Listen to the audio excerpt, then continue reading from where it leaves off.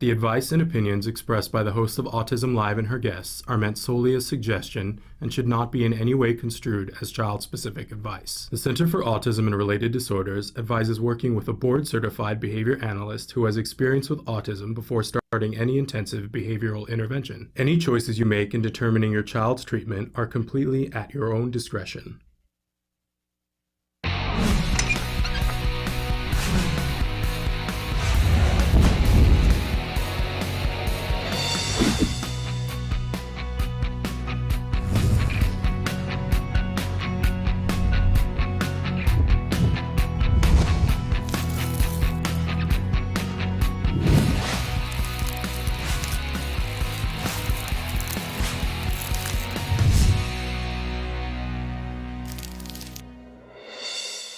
Good morning and welcome to Autism Live. I'm Shannon Penrod and we are webcasting to you live from the Center for Autism and Related Disorders headquarters in Tarzana, California. Can I just say, and I know I say this from time to time now, I'm trying to make sure that I get my gratefuls on. So grateful to be here today, grateful to be here with you, and grateful that we have this time that we can spend together because it's important to me. And I hope I spent some time this morning on a phone call with one of our viewers, and we love to hear from you guys. We love to hear how the show is helping you in your own individual ways, and there are lots of ways that we hope that it can help you. And when we hear from somebody and they say this is what it's helping me to do, it just really fills my heart to know that we're doing something productive. Love, love, love that. So in any case, we are going to be live with you for the next 2 hours talking about so many different things, so many things that I'm excited to be able to bring to you this morning. But this entire show is meant to be interactive. It's only as good as you who participate with us, and more of you are participating in all the different ways that you can, and there are so many ways to participate. Kelby's going to show you some of the different ways that you can be watching the show and that you can be talking to us. I'll remind you that our homepage is autism-live.com. When you go there, please make sure that you sign up for our free newsletter. I was also on the phone this morning with a very big toy company who's sending us some toys to give away. It's going to blow your mind. So make sure that you're on that list. If you're already on the list, great. That still counts. But if you're not on our email list, make sure you're on that email list, because we are not giving away anything to anybody who is not on the email list. Last year we had so much difficulty giving our toys away because you guys would win a toy and then we'd have to ask you for your mailing address, and it was such a nightmare. And some of the toys got mailed late because of that, and I don't want to do that this year. So when you sign up for our email list, it asks you to populate those categories. Make sure that you populate them, because otherwise we can't get the toy to you. Do you see what I'm saying? That's starting, by the way, on November 18th, and it's going all the way through to December 18th. We're not kidding around this year. We're talking about some serious gifts and toys that are great for individuals who are on the autism spectrum, and we're going to do a wide range of toys for different skill levels and different age levels. You're going to love it, and you're going to want to win them. Make sure you're on that email list. Also remember that you can be watching the live show on that site, autism-live.com. Just click on the little triangle that is on the computer screen, and if the show is live in that moment, you'll be able to watch the live show, or you'll be able to watch the most recently recorded live show. Now, if you want to go back and scroll back through and be watching older shows, there is a playlist tab up in the corner of that screen that you can click on and scroll through those. But I also want to talk to you about what's on the other side of that screen. They're the series of white boxes that if you put your cursor in the one that says your question, that's all you have to do. By the way, you don't have to be signed up for the email, the email list to be able to have questions asked and answered. Make sure that you just put your cursor there, start typing, hit enter. It does have a limit of characters, but you can continue on. Just make sure that you say something about this continued so that I know that it's linked to another one. And we don't get to know who you are. And that's a wonderful, wonderful thing. You don't have to log in. There's no credit card. There's no cost. There's nothing. But what does help us is if when you write in, if you tell us, if you're asking a specific question about services, especially, if you give us an idea of where you are in the world, because it really helps us to be able to frame the answer, whether it's myself or one of the many experts that we have on the show. And we do remind you at the start of the show that all of our experts, they're here because they want to help you and provide you with direction and give you ideas about what you can do to get to that progress. But none of them can give individual specific advice, not in this format. But having said that, be as specific as possible about what's happening with the behavior or what's happening with the individual, what the age is, what the functionality is, so that they can point you in a direction that hopefully will be helpful to you. All right, I do like to remind you at the start of the show that while we do have an array of experts who join us on a weekly basis, I am not one of them. I am a mom. I have a son who was diagnosed with autism at the age of 2.5. And bless his heart, he's coming up on his 11.5 birthday, and which means we're coming up on an anniversary of him being diagnosed. And I can tell you that at this point in time, autism is still very much a part of our lives.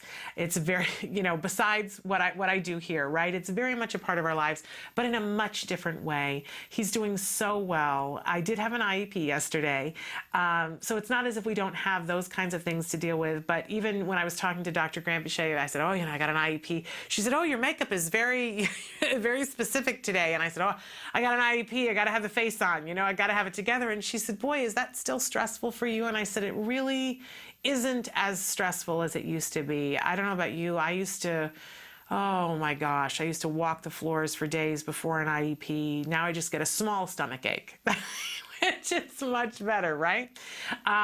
So I'm very grateful for the progress that we've had, but I always remind you that it certainly didn't happen because I had a bunch of money and could just afford to go do whatever. That couldn't be further from the truth. It didn't happen because I was so knowledgeable about autism. That couldn't be further from the truth. We didn't get to this place because I was just so smart. Ooh, no, that didn't happen. I will tell you that we made progress partially because we got lucky, a lot because my son was willing to do the work, a lot because we had the right people doing the right lessons with him, and I didn't know about that. I heard about that from other people. Which is part of the reason why I'm here and why I take the time to make sure that I'm here to talk to you guys, because I want you to get as lucky as we did. I want you to get the information that's right for you and for your family and for your loved ones to be able to do the things that you need to do to get to the progress that you deserve and that your family deserves. I'm so very grateful for the people who pointed me in the right direction, and I'm grateful for all the people that worked with my child and continue to work with my child, because they changed our world. And I want you to know that there is progress and there is hope and there is promise. It means that we have to work, and you got to get really stubborn. And that's the one thing that I certainly will admit that I did, was that I got really freaking stubborn. And really determined. Somebody was talking to me the other day. I love words. And they were talking to me about the definition of the word to decide. And the suffix there is side, which means to kill. When you decide to do something, you kill off any other possibilities and say, that's not happening.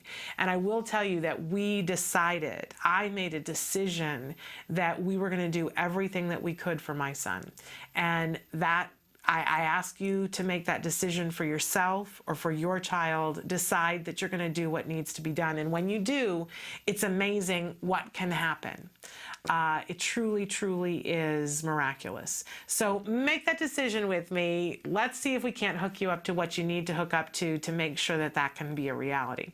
All right, we like to start every morning with something we fondly refer to as the jargon of the day. This is when we take on one word, one phrase, one acronym. We try to make sense of what these terms mean. First, we give you an actual definition, then we give you a working definition, which frequently makes people break out into hives that are experts. But we have to have an understanding and a place to start from, right? I have things making noises in here. Okay, our term today is adaptive skills. What are we talking about here? So let's take a look at our actual definition. Adaptive skills. These are age-appropriate behaviors necessary for people to live independently and to function safely and appropriately in daily life.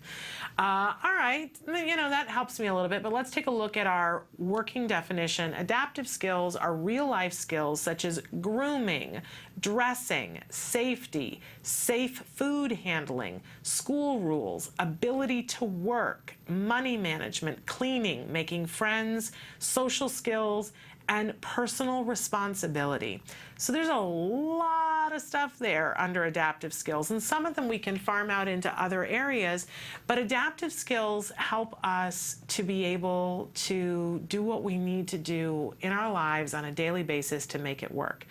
And when we're working with a child who is on the autism spectrum, we need to make sure that we are always including adaptive skills into their program, because we want to help them to be as independent as possible. We're going to temper how much we work on adaptive skills with other things, and we're going to set a priority about where we do it. But you know, when you think about a typically developing child, I was watching a program the other day where they were talking about typically developing toddlers. They weren't phrasing it that way. They said, you know how toddlers are. Their favorite phrase is, I did it myself. Or I want to do it myself. And that is true of our typically developing toddlers. They will dig their heels in and say, I do it, I do it. We don't find that as much with our kids who are on the autism spectrum, sometimes because they simply don't have the words to say it, so instead they tantrum. You know, when a typical 2-year-old, when you're trying to help them and buckle their pants and stuff, and so they'll, you know, swat you away and go, I do it myself, I do it. And our kids on the spectrum sometimes will just throw a hissy and we don't know what the deal is that they're having. Other times it's that they don't have maybe they don't have the finger skills to be able to do the pants, for instance, for that example that we have. And for other kids, they have no desire to do it, because why would they? They don't understand that there's some social significance and pride to being able to say, I do it myself. It's meaningless to them. So we have to be very mindful working with kids on the autism spectrum that it's still important for them to be learning these skills, maybe at a different pace, and certainly giving them many, many, many more opportunities and giving them more structure. If we're going to try to teach, for instance, zipping up pants, we've got to work on some finger skills first to get the prerequisite so that they have the skill to be able to hold on to the zipper, to be able and understand pull, right? So really an area in which we can make tremendous progress with adaptive skills. And sometimes when we make progress on the adaptive skills, it carries over into all things, because our kids get that self-esteem of the pleasure of knowing I can do it myself. So this is a really, really important area that I think doesn't get enough attention from us as parents sometimes, because we're so worried about so many other things. So often early on, we're like, you know, are they going to be able to speak? Are they going to be able to convey their needs? Are they going to be able to be, you know, are they going to have somebody take advantage of them? And we might miss how important it is, I certainly did, how important it is to teach how to brush your own hair. So, you know, an important array of skills for us to be teaching and to include in a well-balanced program. All of these lessons, by the way, are available in Skills. You can go to skillsforautism.com to find out more about that. Okay, moving on. We always have a question of the day for you. So our question today is, what self-care skills are you working on? Now, this might be for you personally, or this might be for your child, or this might be for your student. But the truth is, we are all working on self-care skills all the time. I consider myself fairly neurotypical, maybe, you know what I mean? But I am still working on self-care skills for myself, like being able to go to bed at a decent enough time so that I get enough rest. That's one of the things that I'm working on, having the ability to say to myself, it's time. If I'm really going to take care of myself, then I need to go to bed and I need to get this rest. Especially as moms, we need to be working on the area of self-care skills, because every mom puts that on a back burner for a period of time when their child is born. And when we have kids on the autism spectrum, it stays on the back burner. I was talking to a mom that we all know and love the other day, and I was saying, this is our topic for the week, and she said, I don't know if I remember how to do that anymore. Yeah, we have to remember. So what are you working on? And if you aren't, what self-care skill should you be working on? And once you're working on it yourself, you're modeling the behavior, then let's talk about what are you working on with your child. And the self-care skill that I'm working on with my child right now is working up to him cutting his own fingernails. And he might be 20 before we get there, but we are starting. We started a couple of months ago, and we will get there eventually. I will not be at college with him cutting his own fingernails, and this gives me great peace at night. But write in, tell us on our Facebook, what self-care skills are you working on? Now, we always have a topic for the week. Our topic this week, as I already gave it away, is self-care. This is so important. And I put it this week specifically because this is a month when we talk about gratitude. And one of the ways that we can show gratitude to ourselves is taking care of ourselves. We forget so often as parents, I know that predominantly our audience are parents, grandparents, teachers, and practitioners. And anybody who is in that category working with an individual who's on the autism spectrum, I guarantee you, you are not spending enough time on self-care. And I'm going to beg and plead with you today. We need you. We need you, and whoever you're working with needs you so desperately. And that won't continue to happen as long as it should if you don't take care of yourself. And I'm saying this to you as I'm saying it to myself, we have to take care of ourselves. And this is a great month in which to do it because this is a month about gratitude, and this is a month when things start to ramp up towards all kinds of holidays that we will often be in charge of. Stop for a moment and ask yourself the positive assumptive question, what can I be doing this week to take care of myself so that I can enjoy all that is about to come? Right? What a crazy question to ask. But answer it. What can I be doing this week? And it might be as simple as, stocking up on some things at the grocery store now so that you don't have to be in the grocery store when it gets a little crazy in a couple of weeks. It might be like mine saying, I'm going to go to bed earlier. I'm just going to do that. It could be something completely different. It could be that you're going to take an hour this week to get a massage. But ask yourself the question, what can I be doing? And then let the answers pop up. Our brains have been trained to solve problems. And when you give it a problem saying, what can I do to take better care of myself? I guarantee you something's going to come up. And you can write into us and let us know what that is. Okay, so onward and upward, we got a lot of things to talk about today, including a lot of news that we didn't get to yesterday on Let's Talk Autism with Shannon and Nancy. But some of the different things that we have going on here, Dr. Adel Najdowski is going to be with us. She's already here. She's going to be talking with us today about adaptive skills and how we might want to work on these, how you might want to look at it, how you might want to fit it into your day. Again, we're going to be talking about autism news. And then we have Dr. Jonathan Tarbox with us. I've already seen him this morning, and he's going to be answering some of the questions that you guys have written in this morning and some of the questions that, frankly, we just didn't get to from yesterday and Tuesday. We're going to try to catch up today. So all of that and ever so much more after these messages. Stick with us.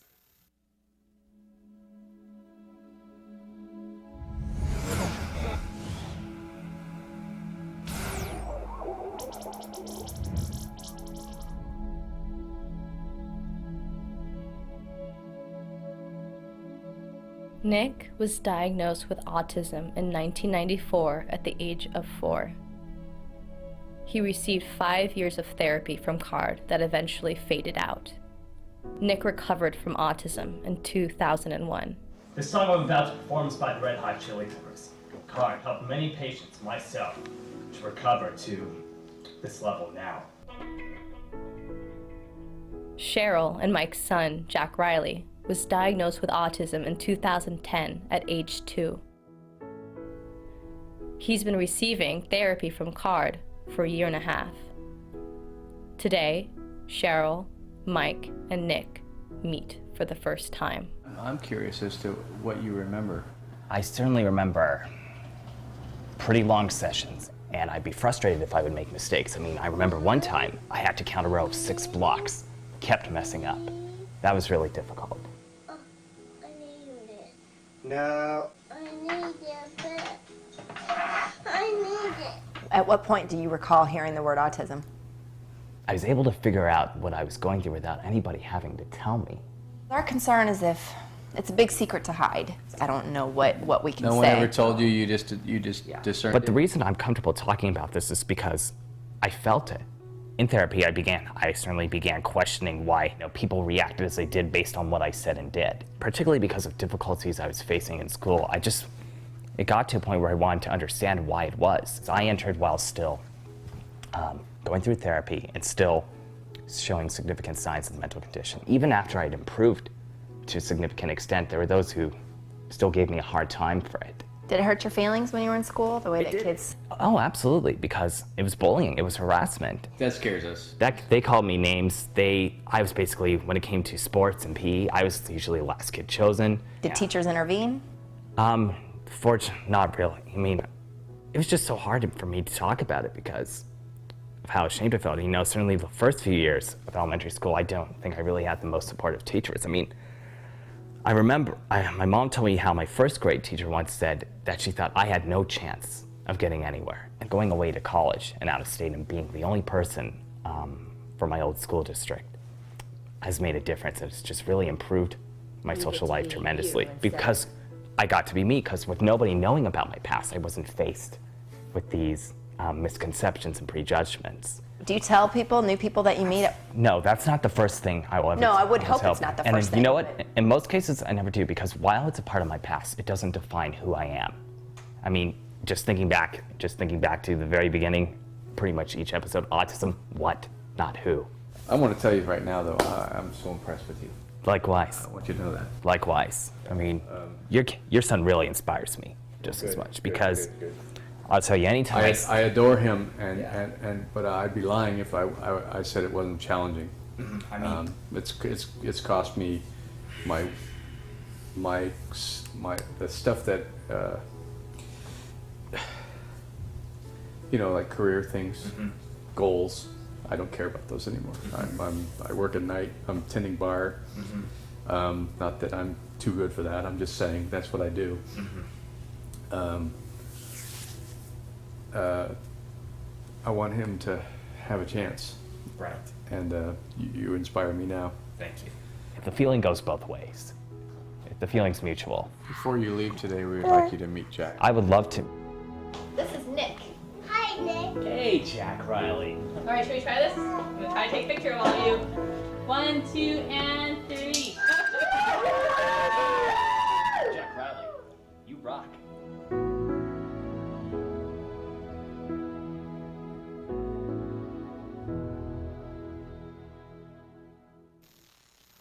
Welcome back to Autism Live. We are here right now with Dr. Adel Najdowski. We call this segment Real Progress with Dr. Adel. Hi, Dr. Adel. Hello. So How are thrilled you? to have you back again this week. We love it when you're here. For those of you who don't know, Dr. Adel Najdowski is a wonderful expert in the field of autism. She was one of the co-creators of Skills. She has been somebody who has helped me and continues to help me to be a better parent. And so we love that we have her here to help all of us to get to that progress that we want to get to. And I had asked you this week to come in and talk with us about adaptive skills.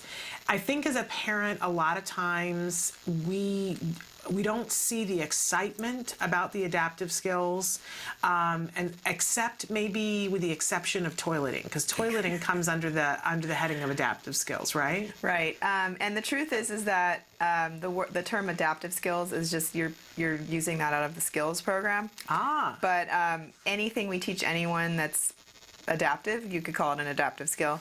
So just to clarify for other people out there, it's basically daily living type of skills. Okay, we just had the jargon, and I basically self-help. And I basically said that. But toileting would be considered by anybody an adaptive skill, wouldn't it be? Oh yes, definitely. Okay, all right, just to make sure. And so I think a lot of times parents, because we want some of the big bang things. We want the child to be speaking. We're worried about conversation, those kinds of things. We want the toileting though. The toileting, I think that's on a lot of people's wish list when they first start an ABA program. program, and then when they're saying to the parents, what are your concerns, what do you want to work on, I think, the big two early on are, we want the toileting, we want the child to do what we ask them to do, and we want them to have conversation. Yeah. So maybe we should start talking with toileting and what, how we teach toileting, because the thing that I'm always fascinated about is that it's such a big deal to parents. It's such a big deal. We had somebody write in yesterday with a 6-year-old who isn't toileted, and they said, help, I'm at sea, and the school isn't able to get it done. And yet when I talk to people who are BCBAs in the field of autism, you guys all say the same thing. Oh, well, toileting is the easy thing to teach. So tell our audience why you come from that point of view when we're all going, then fix it for us, teach us. Right. Well, first off, you're probably not going to remember everything that I say today, so go and get yourself the book by Azrin and Fox, Toilet Training in a Day.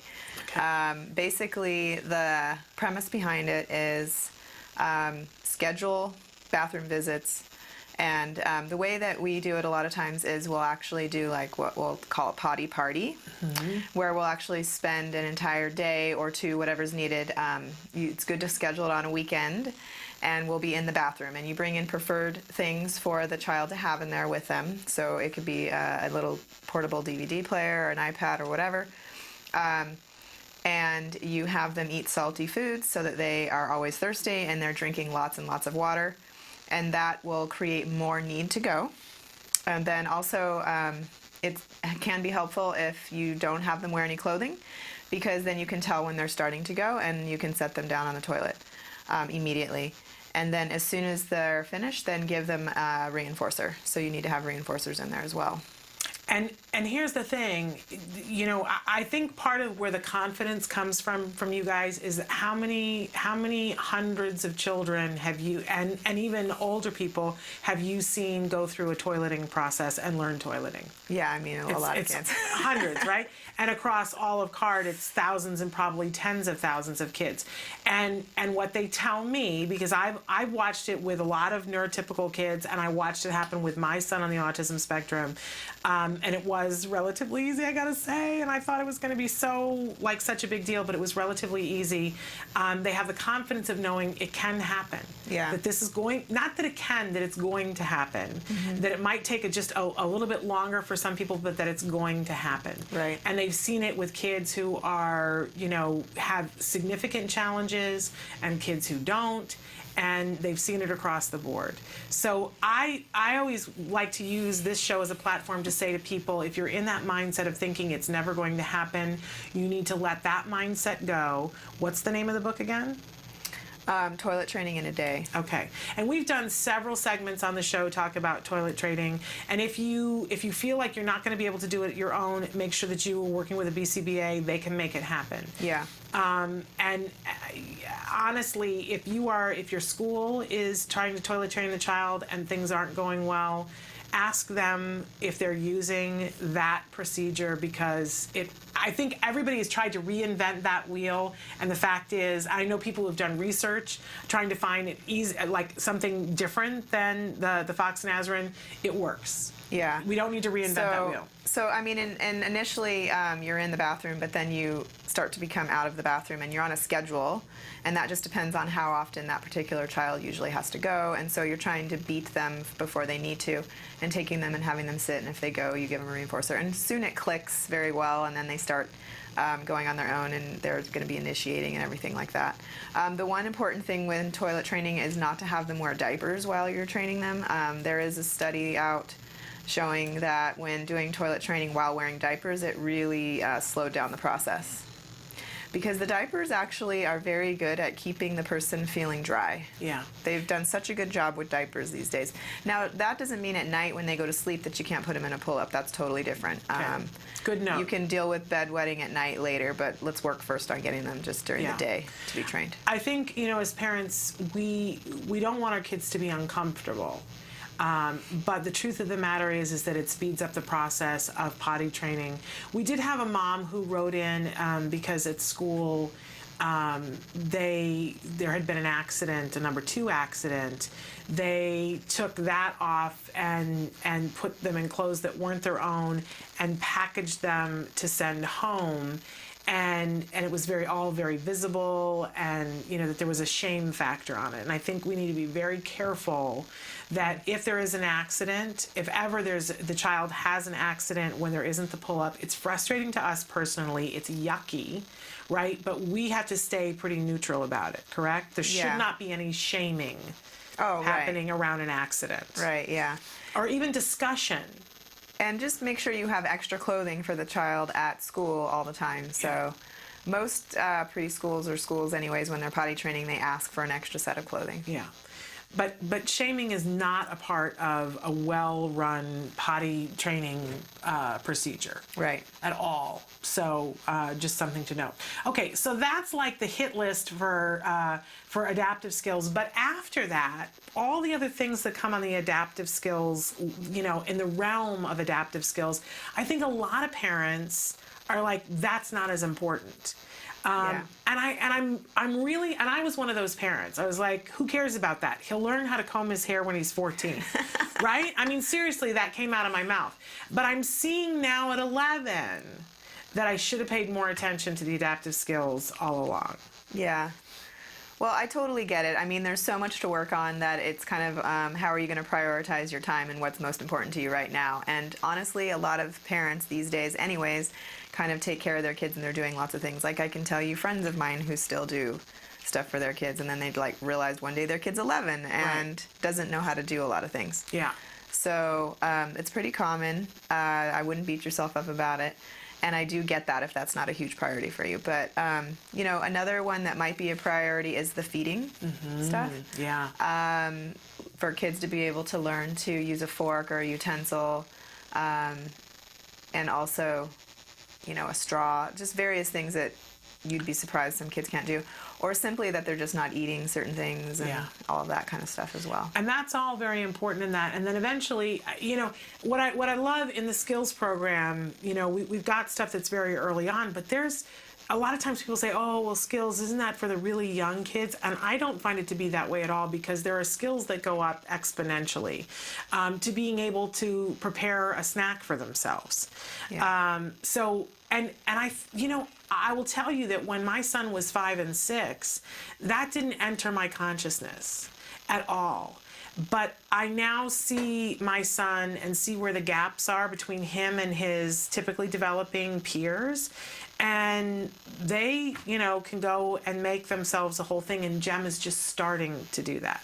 Right. And it's not like it's too late. Right. But it's so important. He's so pleased with himself when he makes himself something, and he now will say to me, "Mom, can I make you?" His favorite thing now is to make these roll-ups, and he says, "Can I make you a roll-up?" This is a very big deal for him, and I see that that's a self-esteem thing. He feels like he's just one of the kids, that he can do this. And can we say that we're so overwhelmed with all the things that we have to do for our kids? Our topic this week is self-care, and that we don't have enough time to do self-care.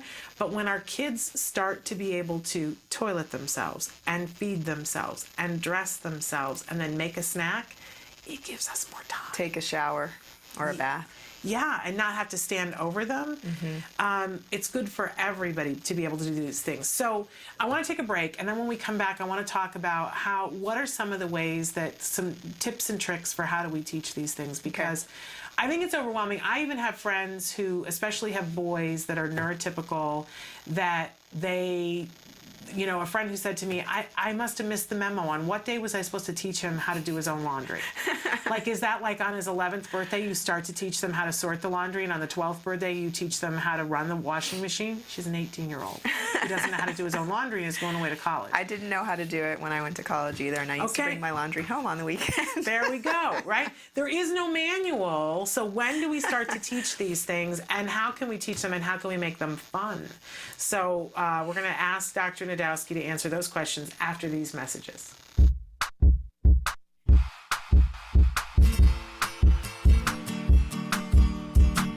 Hi Hi guys, welcome back to Smarty. This month we're going to be making a placemat prompter. As we work on this activity, you'll notice that these icons will pop up. These tell you important information about what skills we're using to create the craft and how to access these lessons in the Skills program. Skills is the ABA-based online tool that helps parents educate their children that are on the autism spectrum. And if you are a Skills user, this will help you get the most out of this educational experience. Well, let's get started. The materials you'll be needing are the template from our Facebook page at facebook.com/autism-live and your dishware. This activity is going to help your child be able to set the table on their own. The way we do that is by using this prompt. This template acts as a placemat for the table. So it has all the prompts as to where all the dishes and utensils need to go on the table. And as your child gets better in remembering where everything goes, you can remove prompts to make it more challenging for them. And lo and behold, as time goes on, they'll be able to do it independently without any prompts. Well, I hope you enjoy this really super quick and helpful activity. Well, until next time guys, craft on! To find more about Skills and to access all of the lessons you saw in today's Smarty, visit skillsforautism.com and click on the parent icon. Skills, the online autism solution. Welcome back to Autism Live and to this segment which we call Real Progress with Dr. Adel. Dr. Adel Najdowski is here with us.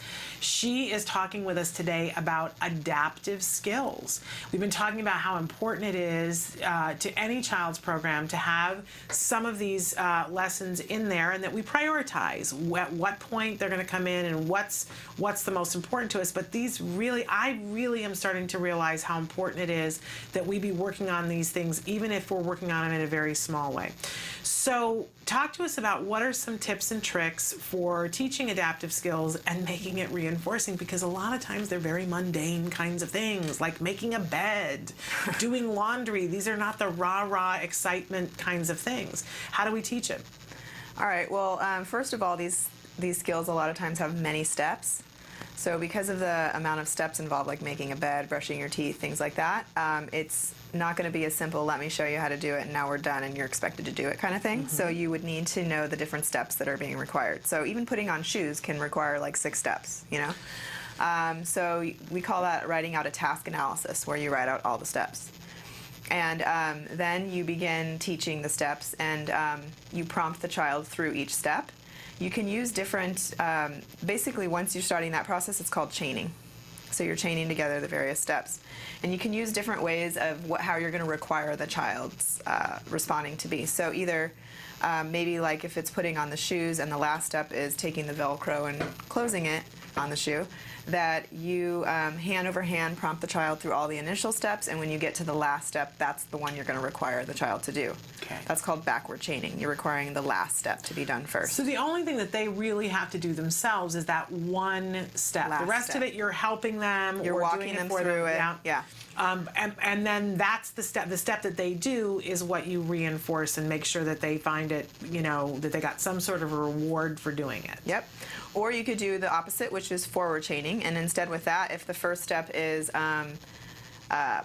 putting your foot inside the shoe, let's say, then the child has to do that on their own. They get reinforcement for that, and then you prompt them through the remaining steps. Okay. Or if you want, you can do total task chaining, where basically you are starting to fade your prompts on every single step simultaneously, but they might be on different prompt levels. So for example, putting the foot in might be something very easy and it doesn't require any prompting, so the child can do it. And then the next step is that they have to like adjust the tongue of the shoe.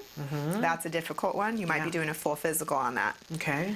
But across many times of doing the shoe, you may be able to fade that to a partial physical or something. So you're keeping track of what your prompt levels are on each. And then let's say the next step is Velcroing it shut. For that one, you might only need to just point at the Velcro or something like that. And so you're simultaneously fading back your prompts on all the steps at once. Okay. So those are your 3 methods that you can use for chaining. And then you were saying, how do you make it fun? Yeah. You got to reinforce it, yeah. like anything else. And you can also, the thing that's interesting about these kind of skills is that even though kids learn how to do them, it doesn't mean they now suddenly start doing them on their own. Right. So what I find is that you can teach your child to put on their shoes, to get dressed, to take a shower, to brush their teeth, etc. But you find yourself as a parent being the nagging, annoying person where you're saying to them, go take a shower, and then they get out and you say, do your hair, and then they, you know what I mean? You're instructing. Maybe you're not walking them through the steps anymore, but you still have to tell them, or you have to ask them, did you brush your teeth? Did you remember to put on your sunscreen? Did you take your vitamins? Like stuff like that. Yeah. And it feels like you're going through a huge list. So that can become a task analysis later. So if they learn all the steps for all the individual things like teeth brushing, putting on sunscreen, they don't need to learn that anymore. Yeah. Now we have a new task analysis which outlines the morning routine. It's called the morning routine. Okay. And now we're chaining those bigger chunks of behaviors together. Okay.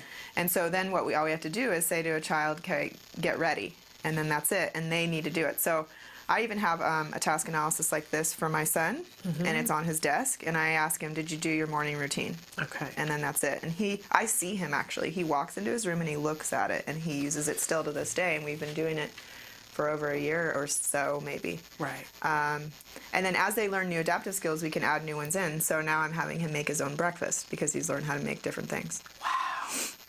It's amazing when we think about what we can accomplish if we just do it a little bit at a time.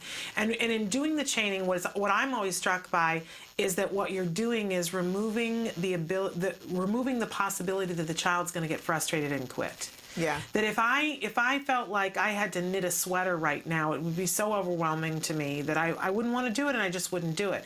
But if you said to me, all you have to do right now is cast on 14 stitches, and I'm going to do it hand over hand with you, I might be willing to do that. And then later on, if you said, now we're going to do this, and I do appreciate that how it makes it possible for the child to learn it.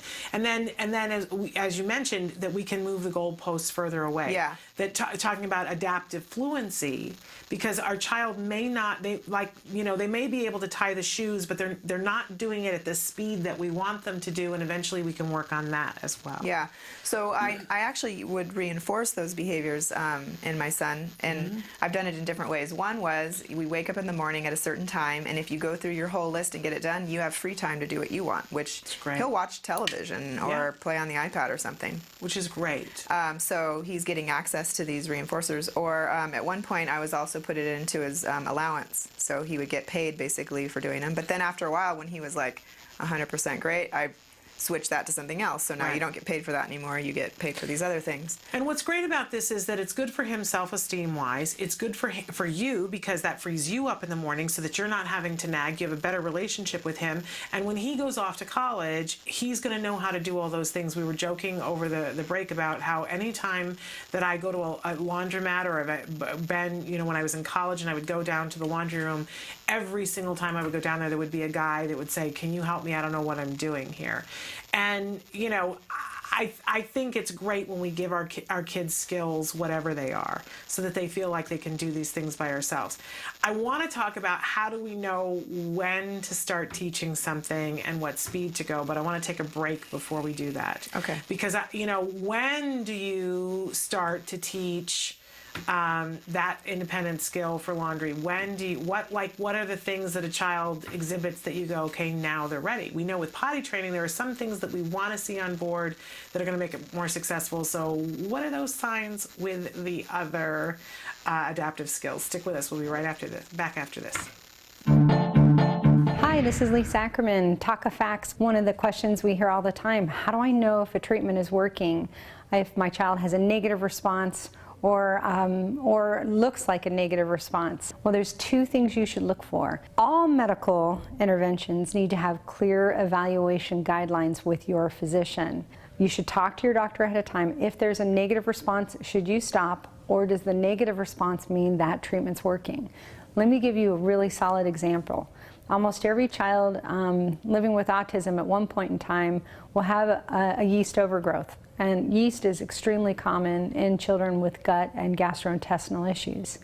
And when you're not pooping on a regular basis, yeast and other bacteria tend to build up in your gut. Once you treat yeast, often you will have a negative response. What's really important for families to understand in those clear evaluation guidelines with your doctor, they should tell you, hey, your kid may be cranky for a few days following the treatments. There are different things you can do to work with your doctor to lessen that cranky period. But the bottom line is, if you don't have clear evaluation guidelines with your physician, you don't know if that treatment is a stop. You have a negative response, stop, which that should be clear with your doctor, versus a negative response of, that means the treatment's working. So my favorite thing when we talk to families that are about to go through yeast treatments with their kid after extensive evaluation in labs is, your kid's gonna be a jerk, but oh my God, it's gonna be great in a few days, followed by beautiful behavior. So now you know. We'll be back with another Talk of Fact real soon. Take care. Welcome back to Autism Live and to Real Progress with Dr. Adel. Dr. Adel Najdowski is here with us, and she's been talking with us about adaptive skills. This is a long list of things that we want for an individual to be able to do to have their life function and to feel like they can take care of themselves and be a part of what's happening in their life. We talked a little bit about potty training, we talked a little bit about feeding skills, and then some of those other important things like dressing and being able to make food for yourself and do laundry and make the bed and all of those things. But I was saying before the break that I wanted Dr. Najdowski to talk to us a little bit about how do we know when a child is ready to start taking on a new skill. Now, you asked me a couple of questions during the break, and I said what I'm starting to learn with my son, who's 11, I get a lot of talk back right now about him saying, you know, I'm not a child. You're teaching me like you're talking to me like I'm a child. I'm not a kid. I want more responsibilities. He wants to be able to, walk away from me and be away from me when I'm in a crowd, when I'm going, no, that's not happening. But I'm taking those as opportunities to say to him, you know what, you're right. You're 11. You're not a child anymore. And you know what 11-year-olds can do now? 11-year-olds put their own shoes away instead of leaving them by the door. 11, and I might do it one thing at a time, and I'll point out to him and I'll say to him, remember how you're always saying to me that I'm treating you like a kid? This is me not treating you like a kid. This is now your responsibility. But part of the reason why I'm able to do that is because he's doing so well. I can have that conversation with him, and I know that for all of you out there, that's not necessarily the case. And when he was younger, I didn't know when was the time to start something, so a lot of times I didn't start something. So give us some tips about what kinds of prerequisites or what's on board when we start things. Well, it totally depends on what skill you're looking at. Okay. But obviously, if they can follow a model, that's going to be important because you're going to be showing them basically how to do some things a lot of times. They should have prerequisite skills. So, for instance, I wouldn't teach a child to cut their own food if they still have difficulty with hand skills, like hand strength skills, motor skills, or they can't even stab a piece of food with a fork yet and things like that. And then also just looking at their peers and looking to see what kind of things are they doing, and kind of trying to notice, what am I doing for my child right now that mostly other kids would be able to do for themselves, and starting to give a little bit more responsibility on that. Okay. So it really depends on what's happening, and you got to look at it with some common sense. But I do want to go back to the fact that all of these adaptive skills are available in the skills lessons, and they tell you, if you go in and look at the lesson, it tells you what the prerequisites are for that lesson. Yeah. It tells you approximate ages where you might see this kind of behavior begin to emerge, which is a guideline for what would happen with typical kids, but isn't necessarily when our kids are going to start to have it emerge. But it kind of gives you an idea. So that I think the only time that's really useful is if we're thinking, I know lots of parents who say, well, my child just can't keep their room straight. And I go, your child's 4. That is not a skill that a 4-year-old should have on this planet. I know that some do, but that's like remarkable.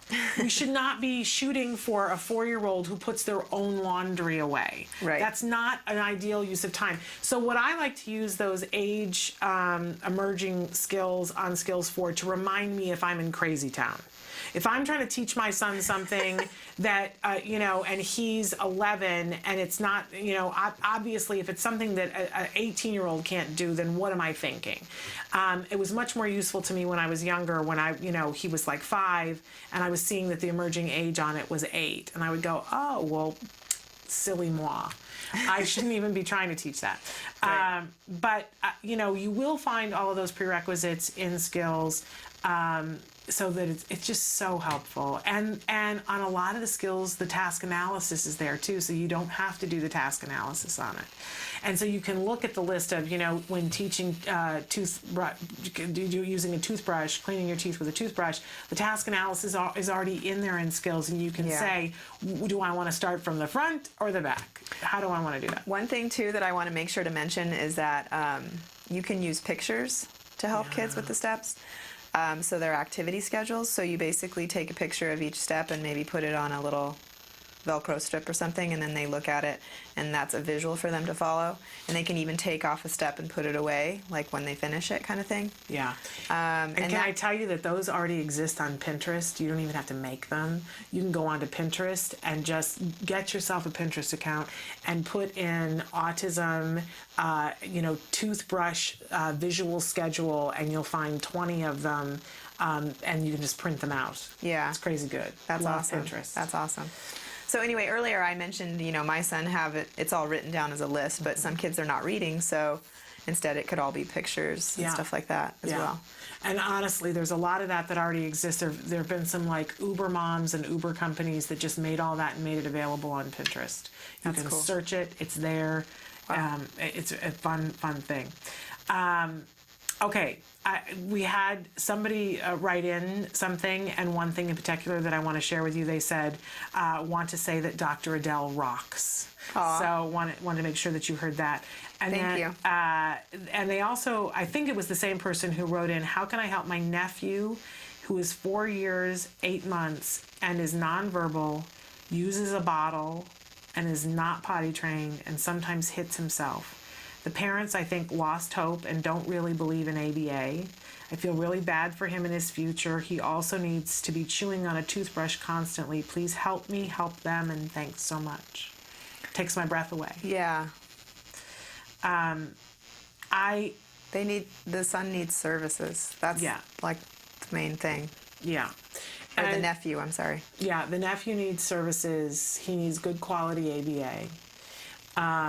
And it's hard because parents do lose hope.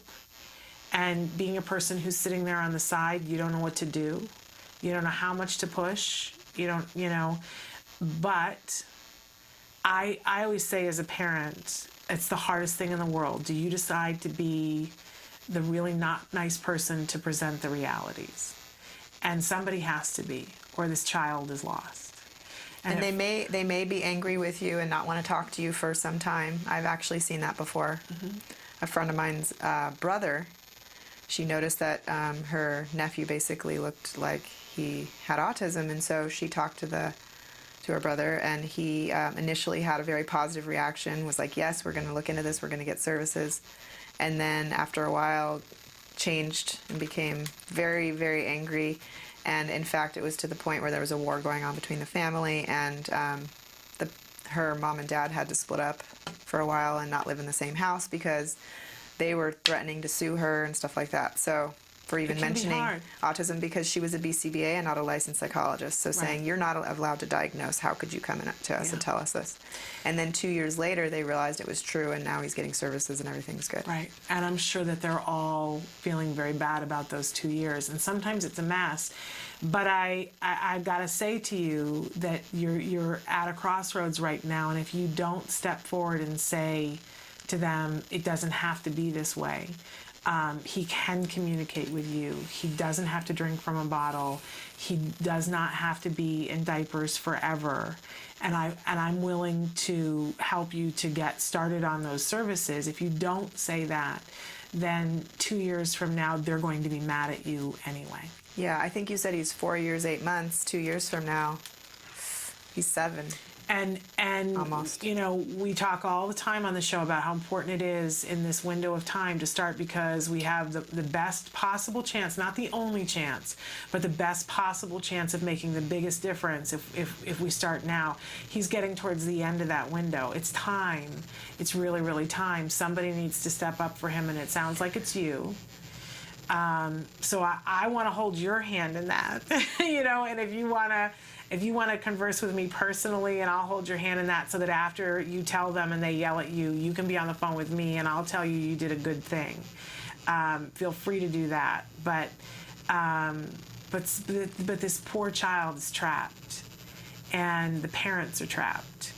And you saying something isn't going to immediately make it better. It's going to immediately make it worse. Mm-hmm. But it will make a difference. Somewhere, sometime, it will make a difference. So, you know, email me if you want some more help, s.penrod@autism-live.com.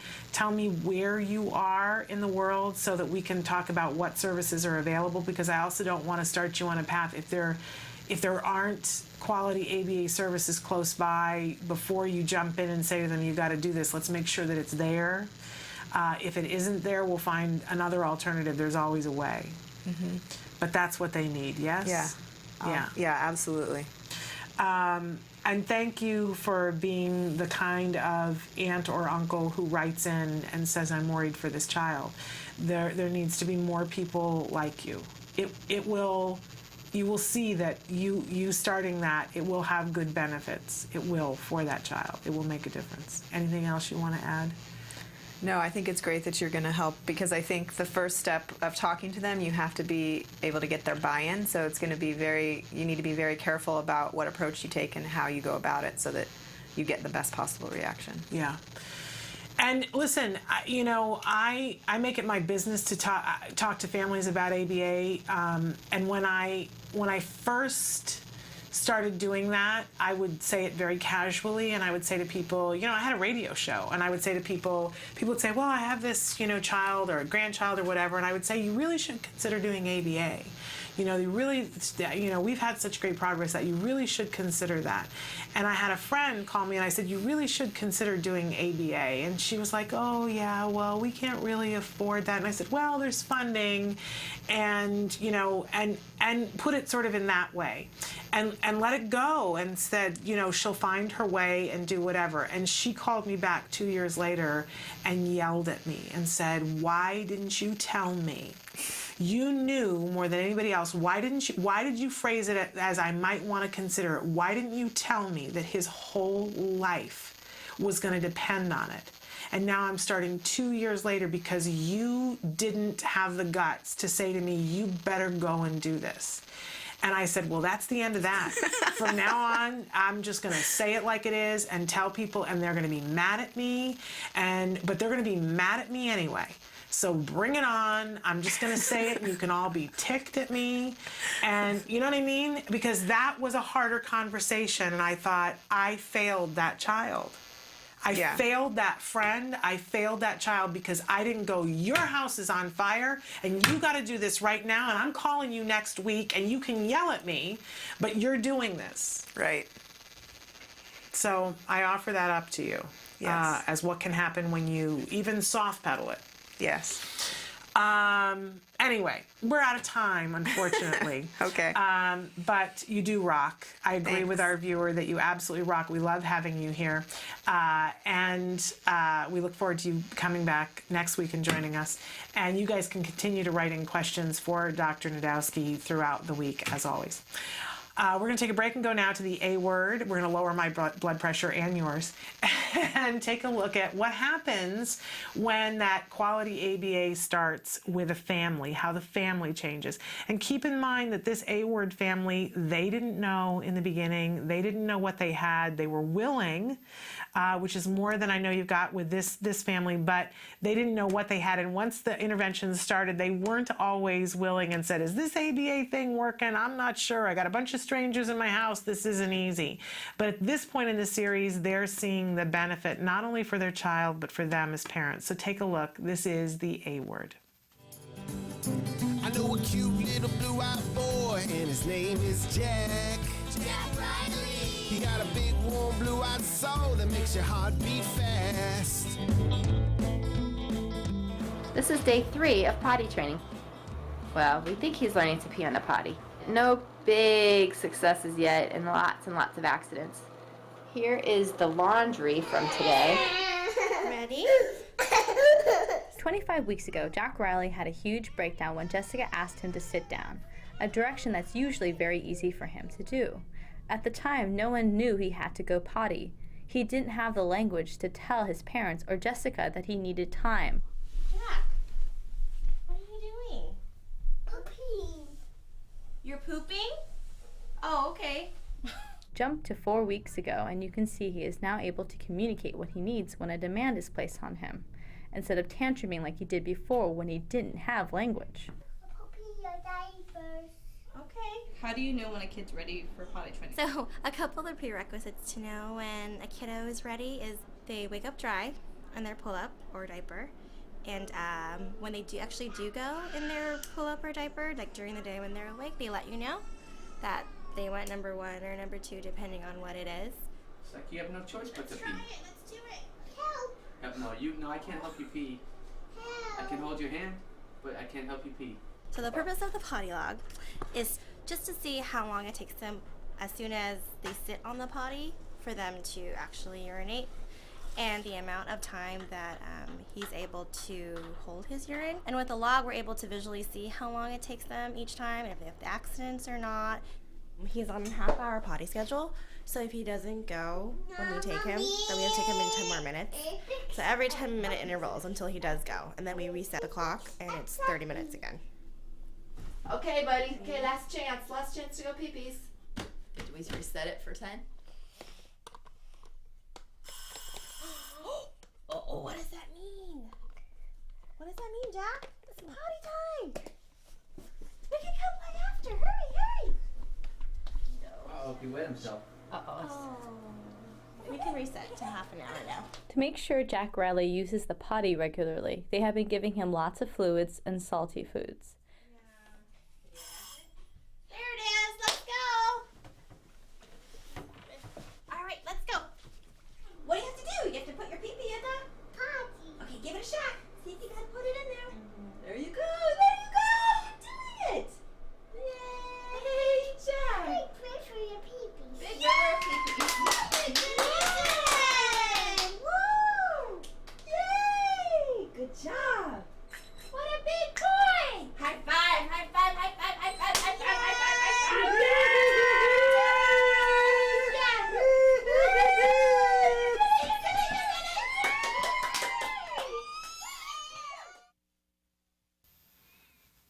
And that, my friends, is how you get the toileting done. It's got to be a party. It's got to be, it's got to be the single most exciting thing going on there.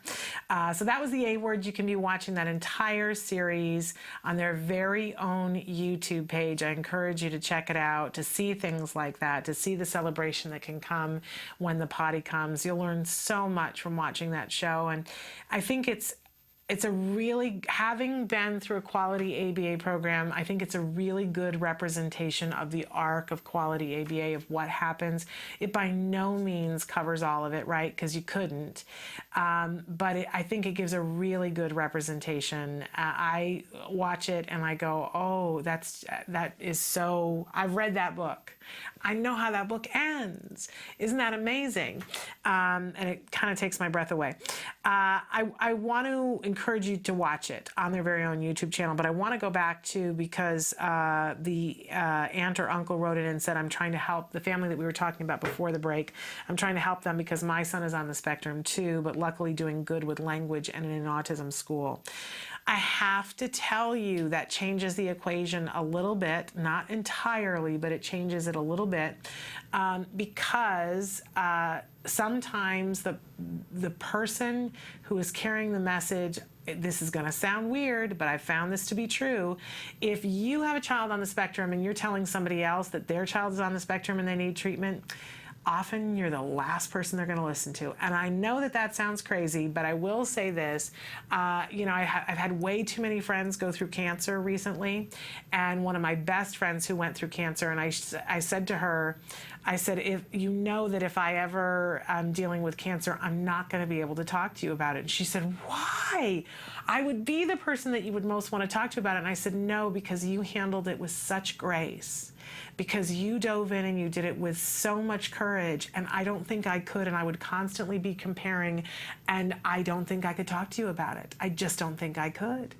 And she didn't really understand that, but I understand that. And if you've done a really good job of dealing with autism and you kept a stiff upper lip and you got the services that your child needed, they probably don't want to talk to you because you found resources that they couldn't find, which means that I'm going to ask you to evaluate and go, are you still willing to forge in, and because there may be nobody else to do it, and it may still have to be you, but tread lightly, and it may be time to talk about the most difficult times when you were getting started, or it may be that you leave that out of the conversation, or that you say all kids are different. I know that your child is different than mine, and that you require different things at the start of the conversation. But it may be that you enlist the help of somebody else in the family to be the person. Because it's going to be hard coming from you, especially since things are going well with you. It may be that they made some little effort and it didn't work out like it's working out for you, and that they're really resenting you hard. I hate that that's a part of our community, but it can be. So I still say I'm here for you. You can email me. We can certainly talk about it, and we can look at what resources are available for them. If they live close to you, you might already know. But I'm double feeling for you, because that's a hard thing. All right, we are going to take just a second to talk about some of the things that you guys have written into the question of the day. Our question today was, what self-care skills are you working on? And I said it could be you, or it could be self-care skills that you're working on for your child. Overwhelmingly, on our Facebook page, you guys were talking about what you're working on either with your child or your student or your client. And it's interesting, the things that you guys talked about. Teeth, coping and dealing with less meltdowns, calming techniques, brushing teeth from another person. For another person, for my son, coping and patience. For me, stress management. I'm so glad you included yourself. We need to work, all of us, on stress management. Somebody else who's working on toileting. I hope you're getting that Fox and Azrin book. Someone else who says teeth, socks, and shoes. Those are the biggies, right? Teeth brushing, shoes. I hear you guys. Self-regulation and the never-ending teeth. And somebody else saying coping techniques, it's really hard. We have a theme. There we go. Somebody else, and I loved this, they wrote in and said, you're going to love my answer. Don't write on Facebook about everything under the sun, that this is their way of self-care. Okay, and then you asked a question about a video that a TV doctor or psychologist saying she doesn't know how anyone can kill their own child. Well, I haven't seen that, and I will take a look at it. I gotta say that I'm in agreement with that. I can understand how somebody could be at the end of their rope. I really do. But I think before you get to the end of your rope, we all need to reach out and ask for help. We talked about that yesterday. I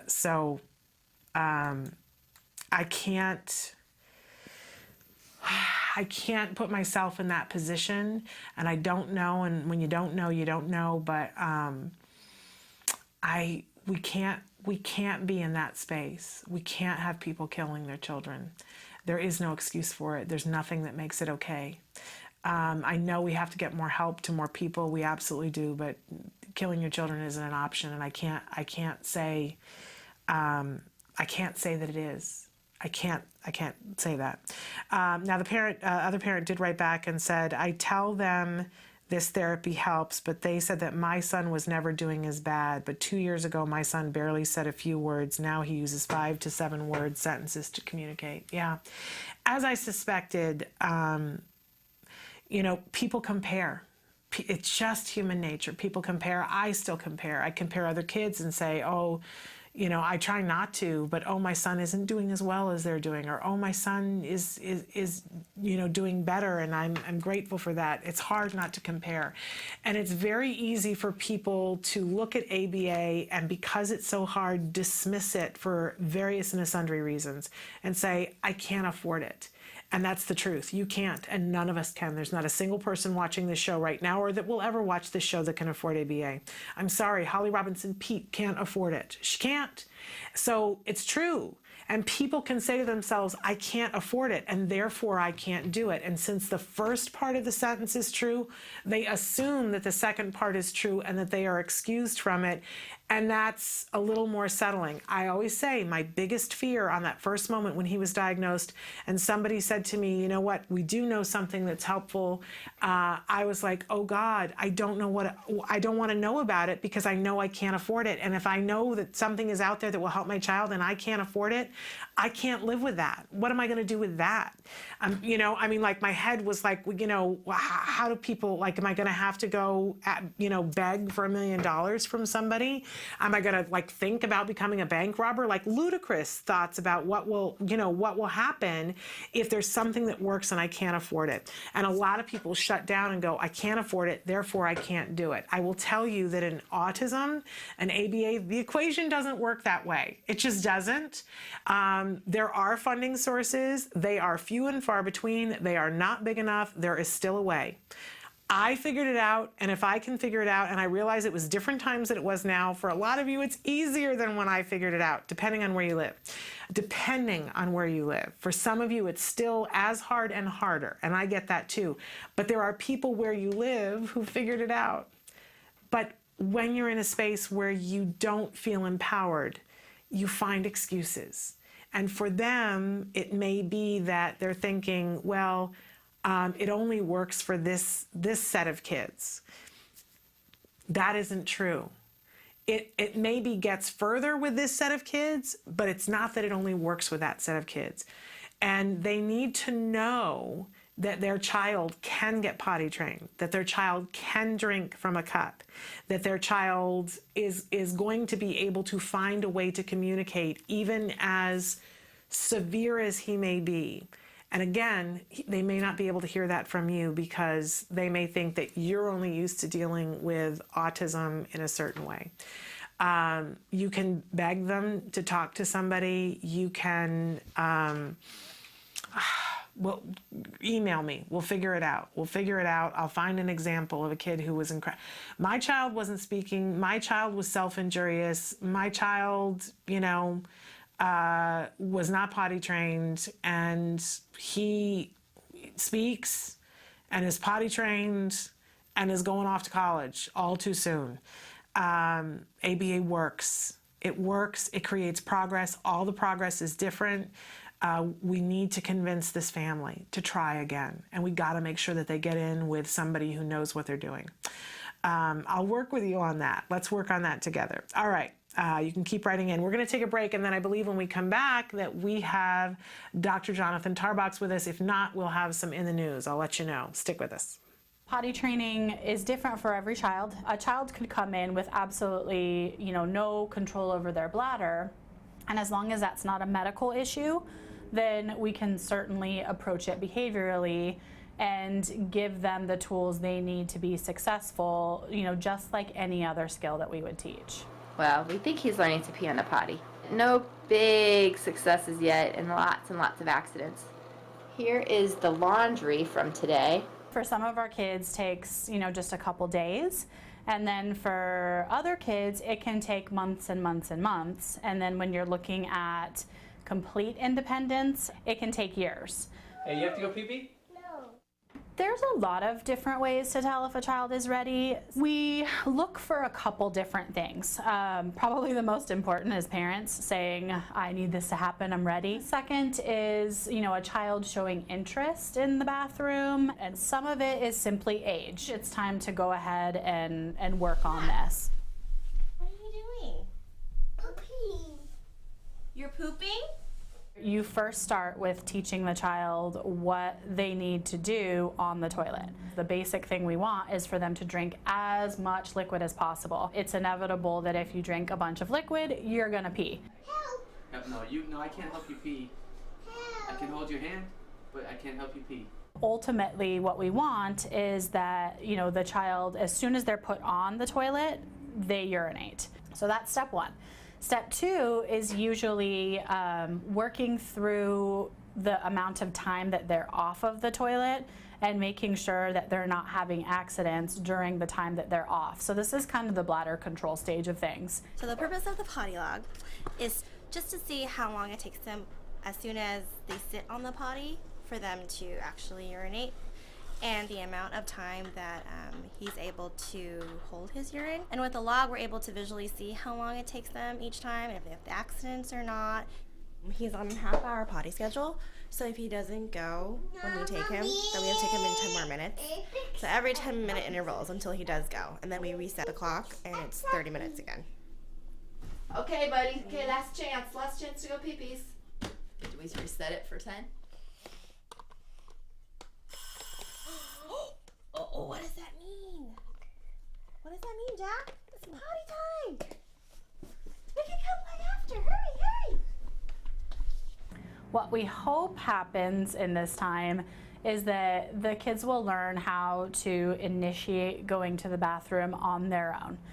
This is oftentimes the hardest part of potty training, is because they get so used to somebody telling them when they need to go that they're not really recognizing the signs just in their own body of when they need to go. Uh-oh, he wet himself.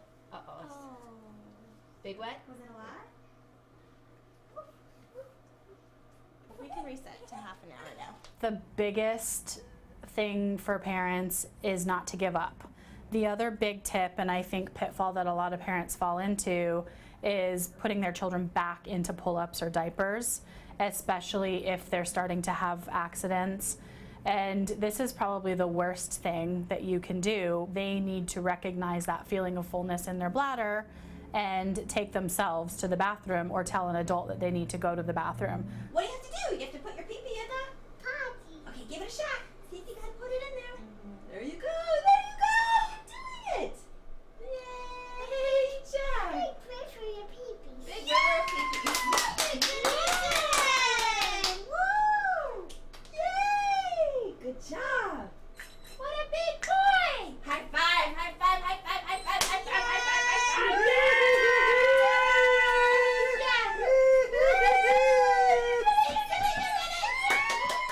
Welcome back to Autism Live, and look who I found during the break. Dr. Jonathan Tarbox is here with us. I wasn't sure if we were going to another segment or if you were coming in yet, so thrilled that you're here, because that means we get more time with you. For those of you who are just joining us, Dr. Tarbox is the head of research and development at the Center for Autism and Related Disorders. He's the director of the Autism Research Group, and as I always like to say, he is a person treating children as children and individuals, because it's not just children anymore. Adults, you have teenagers and adults on the autism spectrum. I love to remind people that you are actively treating people, because that's a huge. We thank you for your service. Well, thank you. All too often, if I'm in an airport or something like that, and my grandmother always trained me that if you're in an airport and you see service people, that you walk up to them and say thank you for your service to our country. And I think everybody should do that to therapists and BCBAs as well. So thank you for your service. All right. Well, thanks for the thanks. And I don't even have to find you in an airport to tell you that, which is a good thing. Okay, so we've been talking about a lot of different things about self-care and about adaptive care. but I'm going to ask you to jump in on some questions that people have written in. Sure, fire away. Okay, so hi, this is a question for Dr. Tarbox. My almost 4.5-year-old has tons of words and communicates using anywhere from 5 to 7 word sentences. That's great. But not conversational. Okay. Is there a chance that he won't learn to be conversational? He attends an autism school 26 hours a week and has speech 1 hour a week too. I talk to him all the time and he answers back, but that's pretty much it. I know I'm not supposed to compare because all kids are different, but I watch the A Word, and around this age, Jack Riley is pretty conversational. How can I get my son to get there? And thanks so much. But I love the first part of the conversation, which I think goes to the heart of when a lot of autism parents ask questions, is we want to know what's possible. Right, absolutely. And so I love this. Is there a chance that he won't be conversational if he is already doing 5 to 7 word sentences? And obviously, I should say before you say anything, we can't give child-specific advice. Right. No one on this show, no matter what level of expertise, can. But in your experience from things that you've seen, what's the norm? Sure, right. So first of all, it sounds like he's got a really great foundation of language and verbal skills. So that's really exciting. 5 to 7 word sentences is you're really on your way. That's awesome. So I guess I can put it this way, without knowing anything about your child specifically. I've never met a 4 to 5-year-old child who's speaking 5 to 7 word sentences who I looked at and said, that kid doesn't have a chance of learning conversation, right? Okay. So I've never met a child with those characteristics who I would say, nope, he's not going to learn conversation. Okay. So I would say very, very, very likely, if this child is anything like the other 4 to 5-year-old kids that I've met with similar characteristics, that conversational skills are absolutely a possibility. And it's a matter of really focusing on those skills, and he needs to have lessons in his treatment or education program that are specifically focused on conversation skills, starting with simple conversations, making a statement and returning a statement, or asking a therapist makes a statement and the child asks a question, then moving to multiple turn conversations where it goes back and forth, back and forth. There's a lot of different ways to work on that. At first, it might be a motivational issue. Your child pardon me, your child might honestly just not be that interested in what others have to say yet, so there's not enough motivation to engage in conversation. If that's the case, then you have to use some contrived motivation, right? Some kind of reinforcement system that is above and beyond simply the social interaction reinforcer that comes with conversation. So maybe it's earning points or tokens, maybe it's a snack, or getting to watch your favorite show on TV after you've done a conversation of so many turns. Whatever it is, it needs to be individualized, but it's absolutely something that they can work on.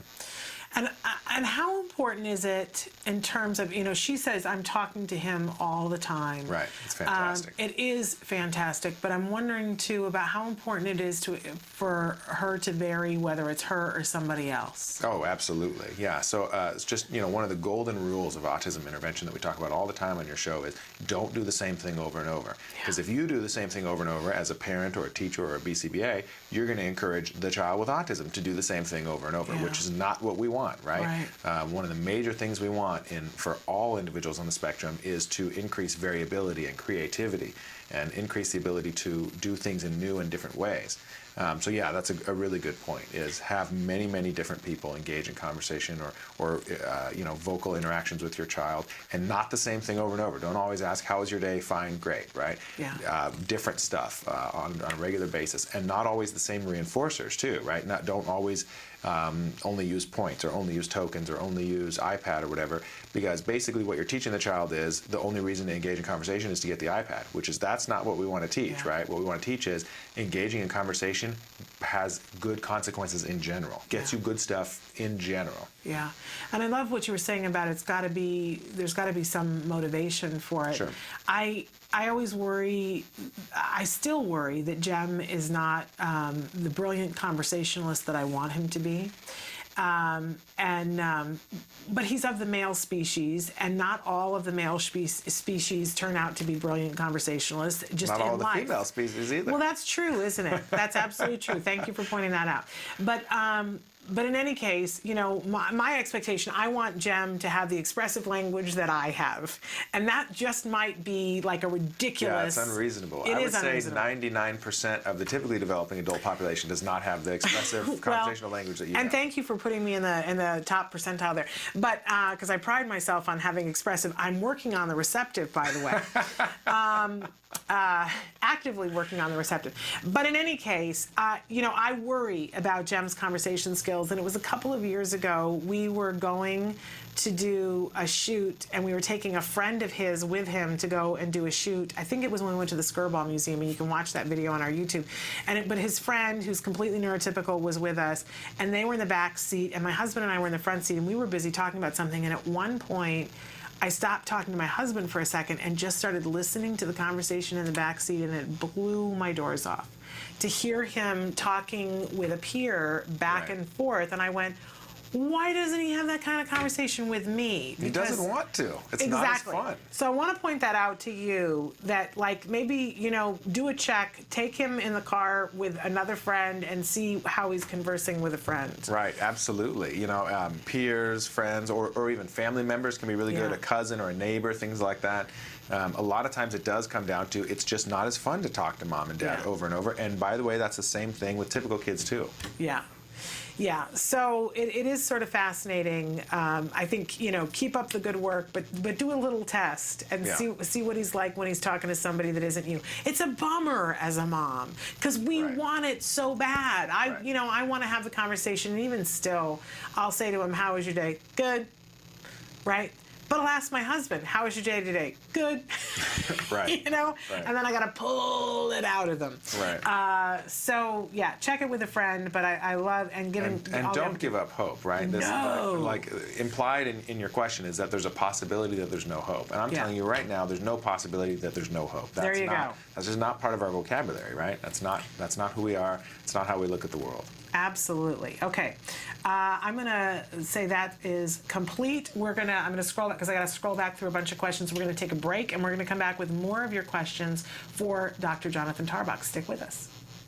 What is autism? What is autism? What is autism? What is autism? What is autism? What is autism? I've been asking myself that for a very, very long time. Let me think about that one. Trying to just Jeez. Let me think. Oh man, that's a rough one. Yes. Autism. Autism is a neurological disorder that affects many of our kids in different ways. It's a learning disability that affects the cognitive functions of the brain. A lot of people have the misconception that it's a disability, and it's really not. I look at it as like a special gift. When one person thinks differently from another. It's an opportunity for everyone to learn to understand someone that's a little different than them. Autism is the ability to educate. They're given so much talent in different areas. To me, autism means a chance to be with and be around people you really care about. Autism is beautiful. It's a way of seeing the world differently. It's always unique, totally intelligent, and sometimes mysterious. Happiness that comes out of my son's hard work. It's a movement. Unpredictable. That's right. Awesome. Love. The field I want to work in. Laughter, fun, joy. Autism is beautiful to me. I want you to remember these three words. There is hope.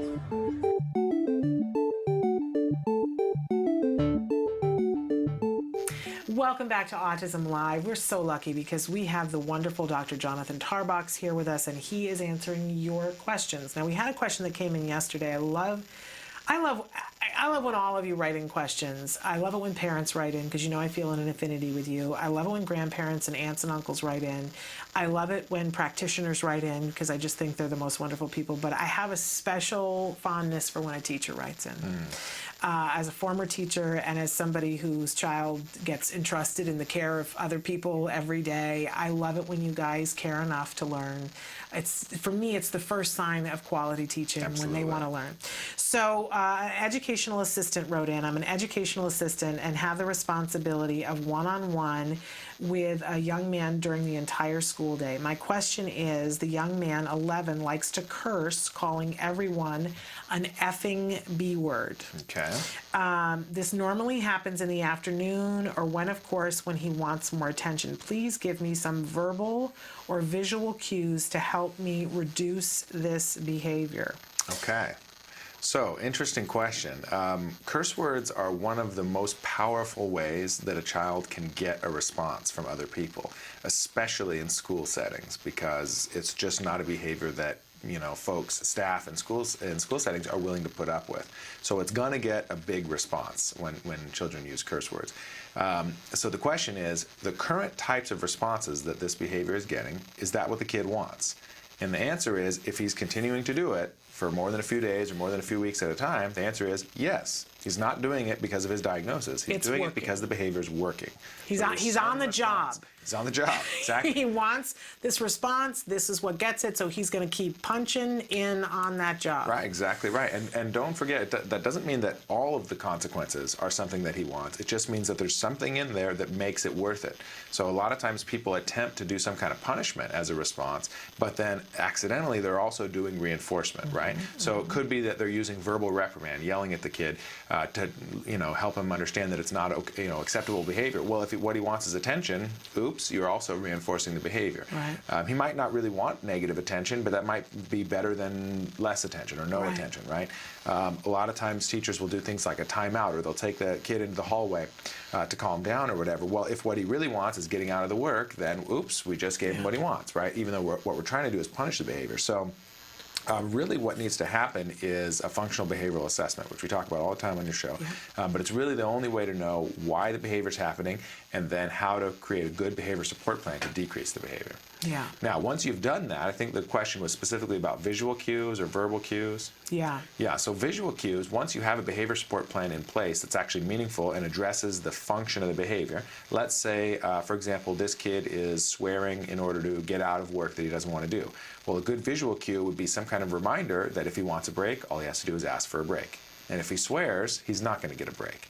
And so if he can read or maybe sight words or something like that, if not, maybe some kind of visual schedule that has an icon for taking a break, and if he hands over the icon, then he gets a break from work, something like that.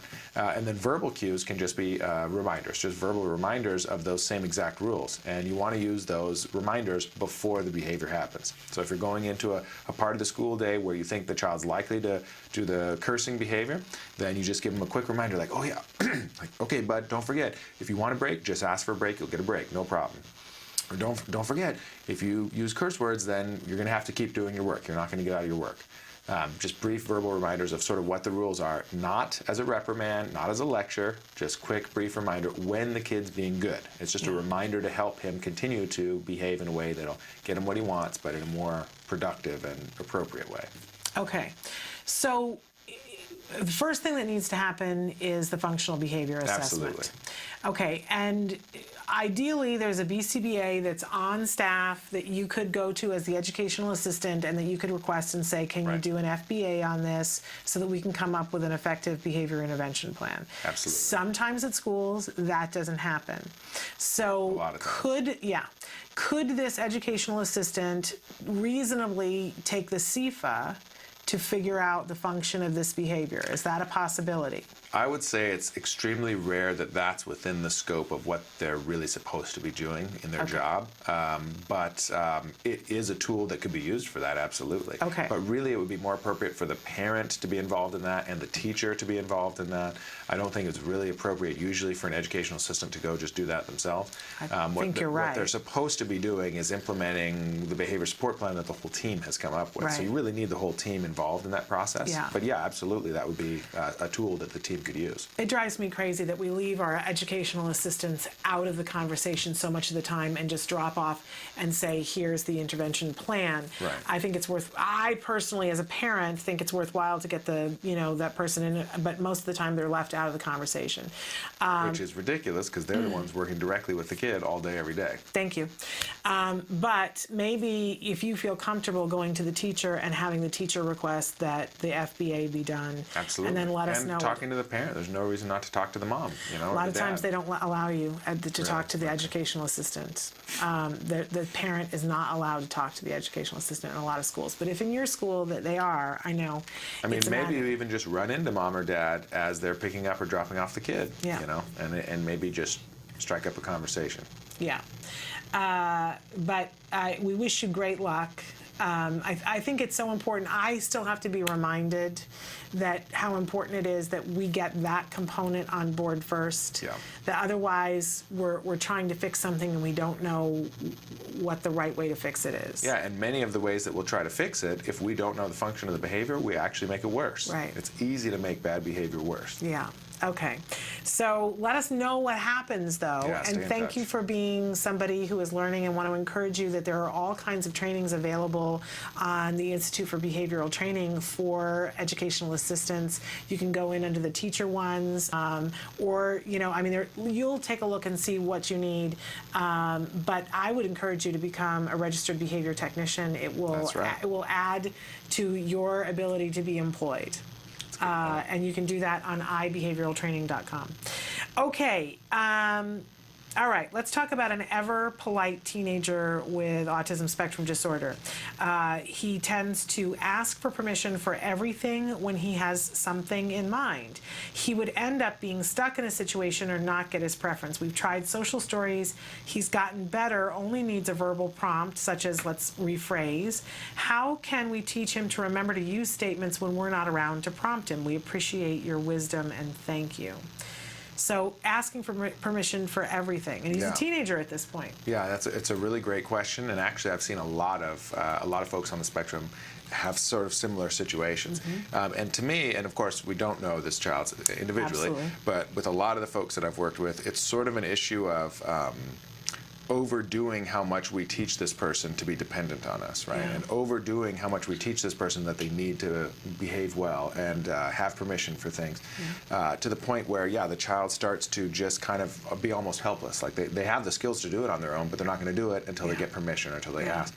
And so it's really, I would say, it's sort of a form of prompt dependency, right? Yeah. They're waiting for a prompt when they really don't need one. So there's a lot of different ways to address it. One thing we do very frequently is we sort of reverse the contingency. So like in the past, this kid perhaps has only gotten what he wanted after he got permission to go do it, right? Well, now we flip it. So now we say, okay, and we explain this to the kids. We don't turn his life upside down too much. We say, look, let's make a list of things that you don't need permission for. Like you don't need permission to go to the bathroom. You don't need permission to get a drink of water. You don't need, whatever it is. You don't need permission to, change your T-shirt at home or whatever. And then maybe make a list of things where you do need permission, right? And go over the list. Yeah, okay, good. Now, from now on, if you ask permission to do these things on the list where you don't need permission, the answer is going to be no. You can't do it, actually. So if you want those things, just go do it, or tell us you're going to do it, right? But there needs to be that meaningful consequence. So now, starting today, when the individual, and just, by the way, just explaining that doesn't work. They have to actually contact that consequence. So they're going to, you're going to explain all that to them, you're going to talk about it, they're going to say, yeah, no problem. Then 10 minutes later, they're going to ask you for permission for something that they don't need permission. And then the answer is, well, no, sorry, you needed to just do it yourself. You can't right now. You need to wait 15 minutes. Wow. Okay. And they're not going to be happy about that. Right, and that's good, though. They shouldn't be happy because they need to understand that there's a meaningful consequence for asking permission for something that they don't need permission. And obviously, if this creates a huge problem and the person's crying and all upset, then, back off a little bit. But the basic idea is just teaching them, look, there's a difference between stuff that you do and don't need to ask permission for. And establishing more independence now is really going to pay off in the long run. Yeah, so, absolutely. Prompt dependence is the enemy. We don't like that. We were talking earlier about teaching adaptive skills, and I was talking about a parent that I know that I'm friends with that her child, he's 18 years old and he's completely neurotypical, and she says, when was the day that I was supposed to start teaching him laundry? Like, where was the manual that I was supposed to start him sorting stuff at 11? Like, I missed that lesson.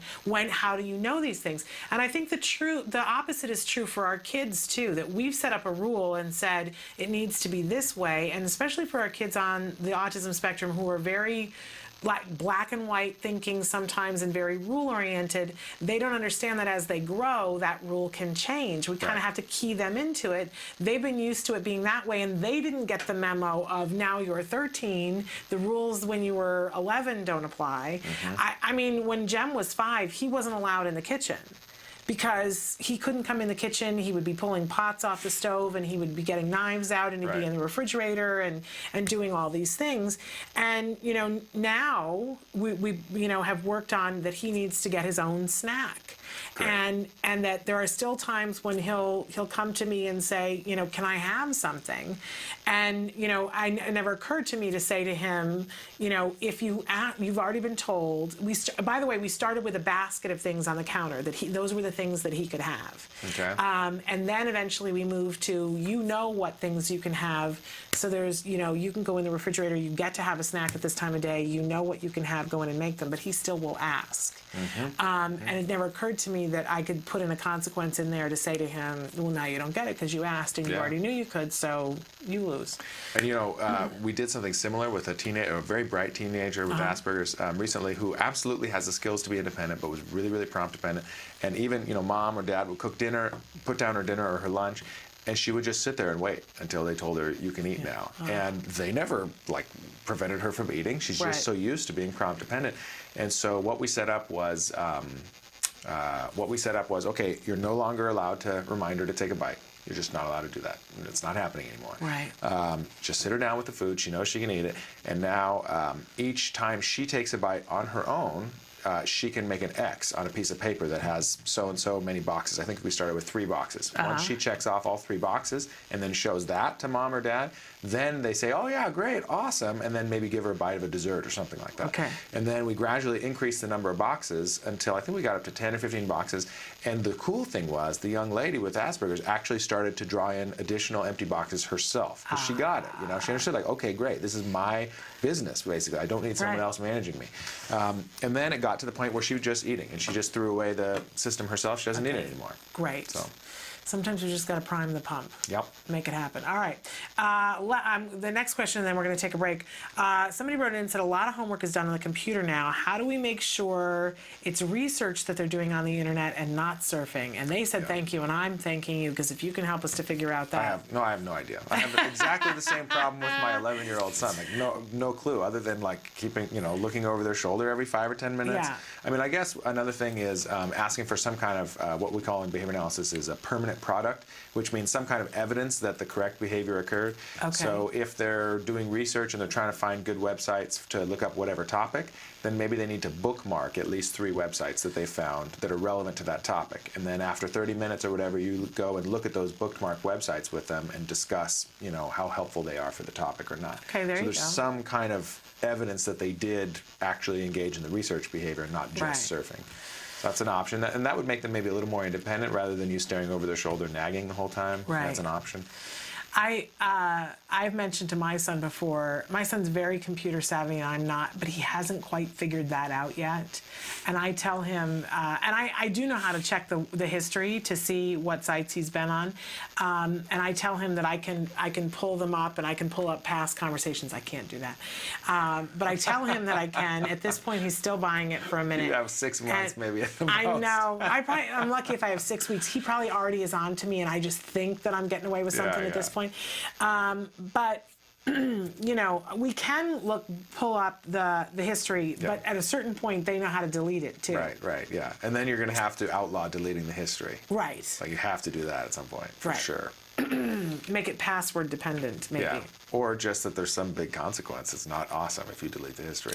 Yeah, but then how do you know that they've done it? Because it's blank. Anytime the history is blank. Oh, that hadn't occurred to me. You know. There you go.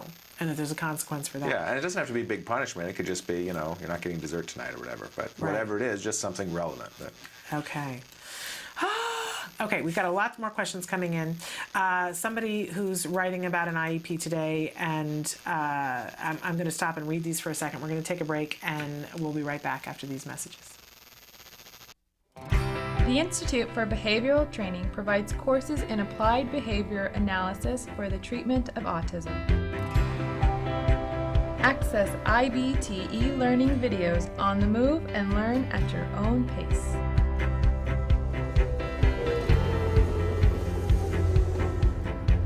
I'm going to talk a little bit about intensity of IBT e-learning makes any location your classroom on the go. So our objectives for today are to really learn what is autism and how is it diagnosed. Get professional guidance with IBT face-to-face training. IBT face-to-face training courses prepare you to effectively implement ABA-based interventions. Choose between small group and one-to-one instruction. Earn BCBA supervision hours via one-to-one video conferencing. So I had a chance to review your BIP today. You know what? It looked really good. You did a good job with it. IBT, continuing education courses. Earn credit through webinars, conferences, article reviews, and e-learning videos. You can learn more at ibehavioraltraining.com. IBT, 360 degrees of ABA training. Welcome back to Autism Live, and we're here with Dr. Jonathan Tarbox. He's answering your questions. We were talking about a very polite teenager. They wrote in a follow-up. It says, follow-up on the polite teenager question. He also asks for choices. For example, he can ask, do you want to have A or B? He wants B, but the person he is asking will want B, and now he's stuck with A and feels badly about that. Right, yeah. He's had this consequence for a long time, and he still does it. Thank you. You are amazing. I agree. You are amazing. Well, I'm not entirely sure she was talking to me. She may well have been talking to you. I think she was Maybe talking both to of you. us. But first of all, we love it when people write back immediately, right? Don't we love that? Keep the conversation It's that going. immediate reinforcement. Yeah, that's right. Now We love you're it. giving us reinforcement. We appreciate it. Okay, so now knowing that, what do you want to add to the conversation? Yeah, so it sounds like he's basically being overly polite in giving someone else a choice between two things when he has kind of a strong preference, and maybe it would be appropriate for him to actually get what he wants in that situation, right? Okay. Yeah, so that's a tough one. So like, let's say there's a chocolate chip and a peanut butter cookie, and you're hanging out with a friend, and you give the friend a choice, and the friend takes the one you want. Yeah, I mean, that's kind of a good idea socially, but you don't want to do it all the time, right? So a lot of this being polite behavior is kind of a matter of context, right? There's certain contexts in which, like if your friend's having a bad day, definitely give him the choice of the cookie, right? Or if he's celebrating some great achievement or something, right? But maybe if you're having a bad day, or maybe not. And regardless of what the circumstances are, you don't want to do the exact same polite behavior over and over and over, because then you really are leaving yourself out, which it sounds like this gentleman's doing. So actually, I don't really have any great recommendations for that, other than maybe, well, it could even be a rule like, well, did you give your friend a choice last time? Yes. Okay, then it's your choice this time. No big deal. Or, it's, Mondays, Wednesdays, and Fridays. It could be choice days, and Tuesdays, Thursdays, and Saturdays, or whatever could be take what you want days. You know what I mean? Just any way to kind of give some kind of rule or some kind of cue or reminder to sometimes give the polite choice and sometimes not. And I'm thinking even if it's something like that where it's a friend and he's saying, there's two things here. Which one do you want? And the friend says, I want A, and he wants A, that teaching him that he is allowed to say, I want A too. Shall we take turns doing that? Yeah, that's or if great. it's something that's a consumable, let's flip a coin. Or let's split it in half. That's a great And then idea. we'll do whatever. So, those are life skills. And as we're talking about this, I'm thinking, I'm not good at this, personally. Everybody could use some work. I'm not good at, saying, but I need to do that. Right. It's all boundaries. Yeah, it is. It is. And teaching it in a way that you can generalize it to everything is hard for anybody. Yeah. But that is something that you could specifically practice with him. You know? So it's sort of role playing, but it doesn't even have to be fake. It could be like you're having lunch with your son, and you only cook one of the thing that is his favorite and your favorite too. Right. And you say, all right, well, who gets this? Let's practice. Yeah. And maybe you could model the behavior for him, like say, well, do you want to or should I have it? He says, I want it. You say, well, it's my favorite too. Right. Maybe we can share it, or maybe we take turns or whatever. And then say, all right, cool, your turn. Ask me what I want. Right.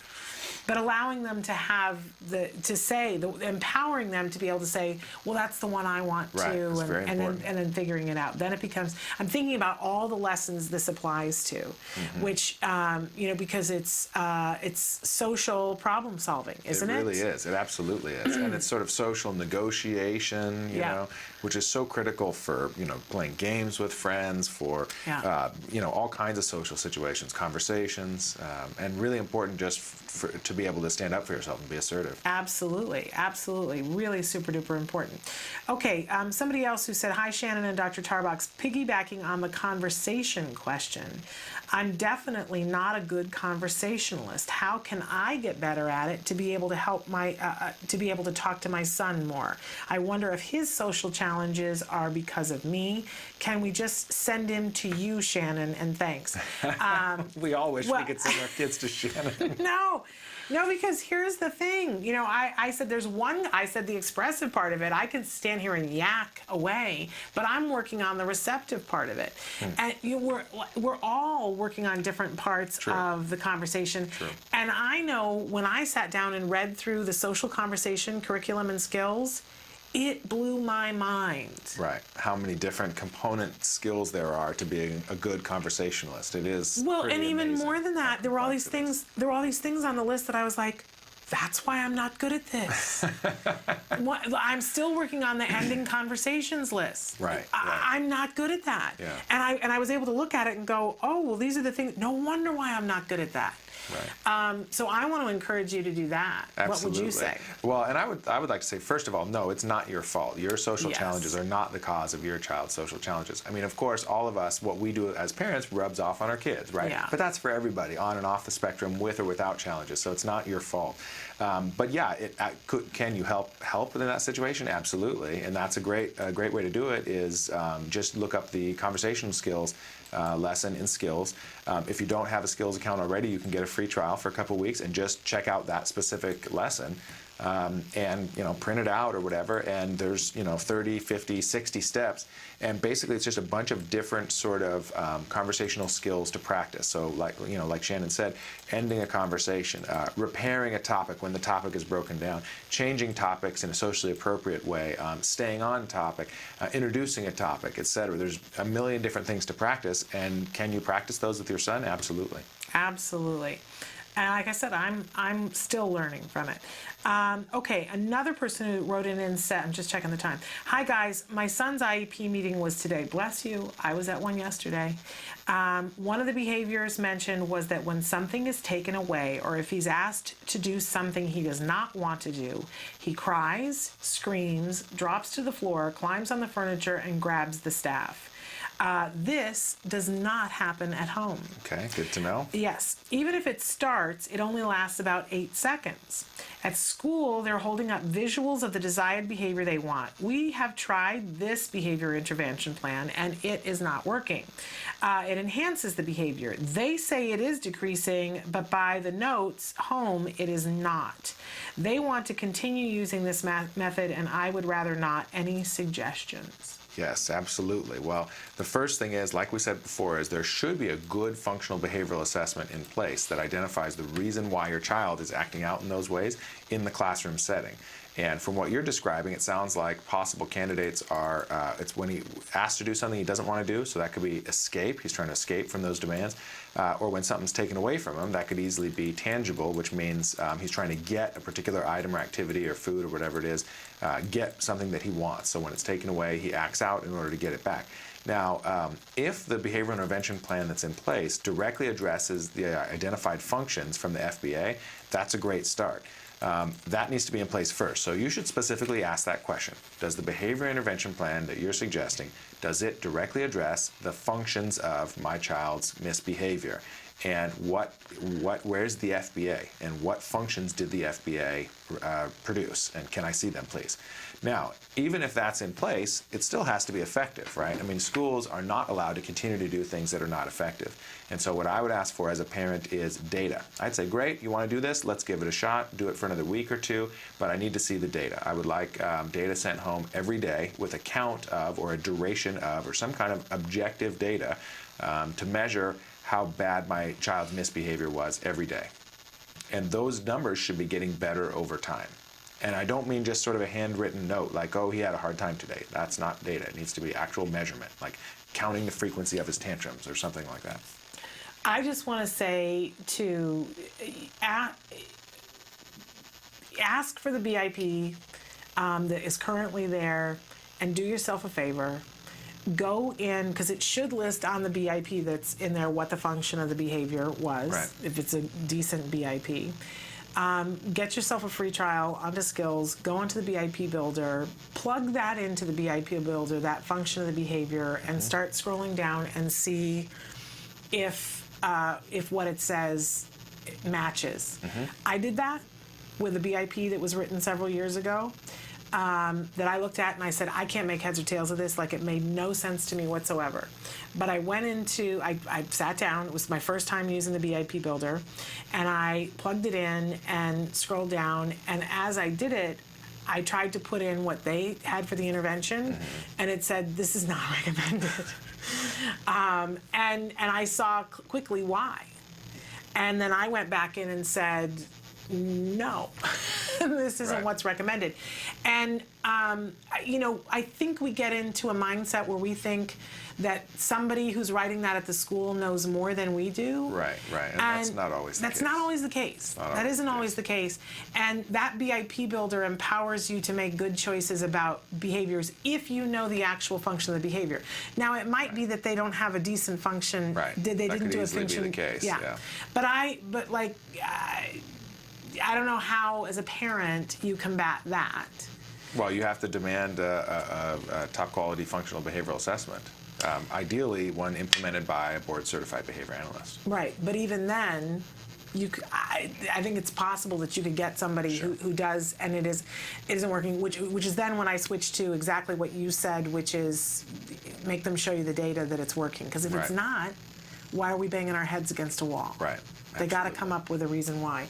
But bless your heart, because you're on it, you're at that IEP, and you're asking the questions, and you're taking your own data by the notes coming home. Right. And if they can't implement a BIP that actually works, like show you data that your child's behavior is actually getting better, then at that point it's time to request an assessment or consultation by an outside provider, I would think, right? You absolutely have the right to do that if they're not getting it done.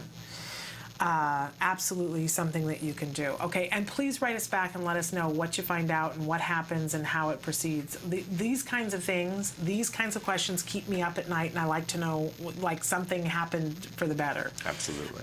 Because the one thing that I keep looking at this and feeling is that something is happening in that. If your child is going to the extreme to cry, scream, drop to the floor, climb on the furniture, and grab the staff, there's something that he's not happy about. Right.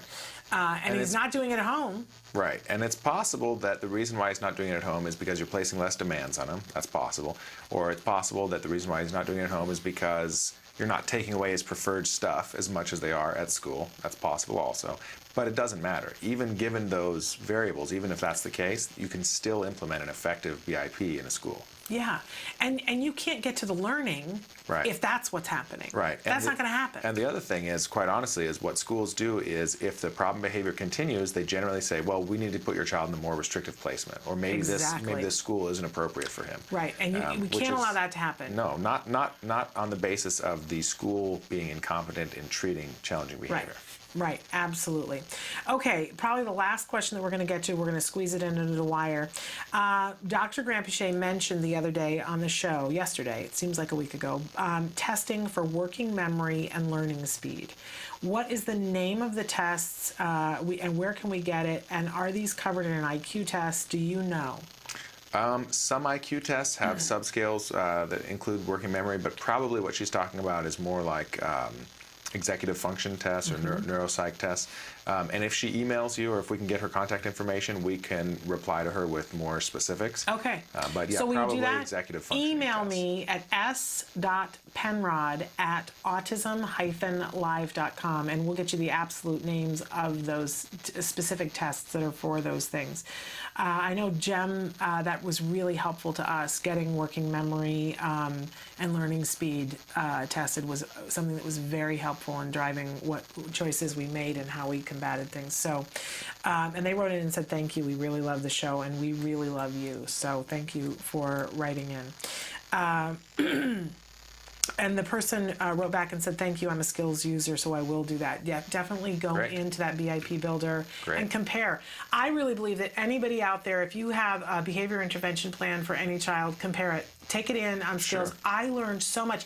It's so much easier to learn how to use the BIP Builder when you already have one there and you're comparing it, because you see how it walks you through and what it's going to fill in, and you get to see whether what they've put down is something that's really shown to be, through research, to be effective. Right. And every BIP should be checked against that, I believe. And even in addition to checking against an IEP that you already have, it's also just a good training tool, because you learn a lot from it. It'll teach you about a lot of different procedures that you probably never heard of or haven't tried. And our attempt was to make it, explain them all in language that makes sense, I think, kind of, more or less. So yeah, it'll definitely be educational. I honestly, it was, as I said, it was the first time I used the BIP builder, and I now when I'm telling parents about how to use skills, I tell them to learn how to use the BIP builder doing that, because I think it made it much easier for me. I think if I just sat down to a blank page, I would have been so much more intimidated. Yeah. So absolutely. All right, so we are, I can't tell with our clock anymore because of the time change. We have 2.5 minutes. So I think we're done with questions because I got some things I got to cover for next week. But we want to thank you so much for always a pleasure. For having such a brilliant mind and for sharing it with us. It's a wonderful, wonderful thing. Well, this is definitely one of my favorite parts of the week. Oh, I really man, appreciate it's so the favorite part of my week. So appreciated. And I appreciate the questions that you guys write in because I'm learning as part of this conversation as well. Now, next week, we have a very important week. We are unveiling on Monday, as you know, we mentioned this yesterday, our big Autism Act of Love challenge. And so we've asked you to take the challenge. You're going to start to see videos on Monday popping up. I'm challenging you right now. So if you need somebody to challenge you, you're already challenged. You have been challenged. Take the challenge. Make sure you challenge other people and do that and start posting and tweeting and hashtagging your little hearts out on Monday. We're all going to be doing that. And on Tuesday, Nancy is going to be here with me on Tuesday and Wednesday throughout the entire show.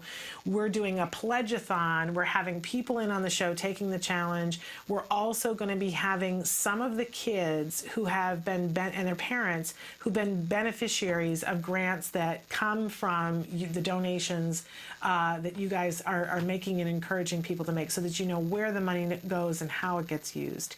I think it's just going to be a really heartwarming. And then on Thursday, we're back to our regular programming. We'll have Dr. Najdowski and Dr. Tarbox with us. We're still going to be doing some regular programming interspersed in between all those pledge-a-thons, but kind of like when NPR says, we just want to let you guys know about this. We want to spread the word, and we're counting on you guys to be part of an army of people letting everybody know about Autism Acts of Love. Make sure that you take the challenge in somebody's name. Only use first names. We don't use last names. And share your videos. We want you to do that. So we're completely out of time, but be tuned on Monday as you see the flood of videos and be a part of it. Help to spread this and get this viral. I cannot do it without you, and I guarantee you it will make a difference in so many young people's lives. We're out of time. Give your kiddos a hug from me until Tuesday, and I'll see you then. Bye-bye for now.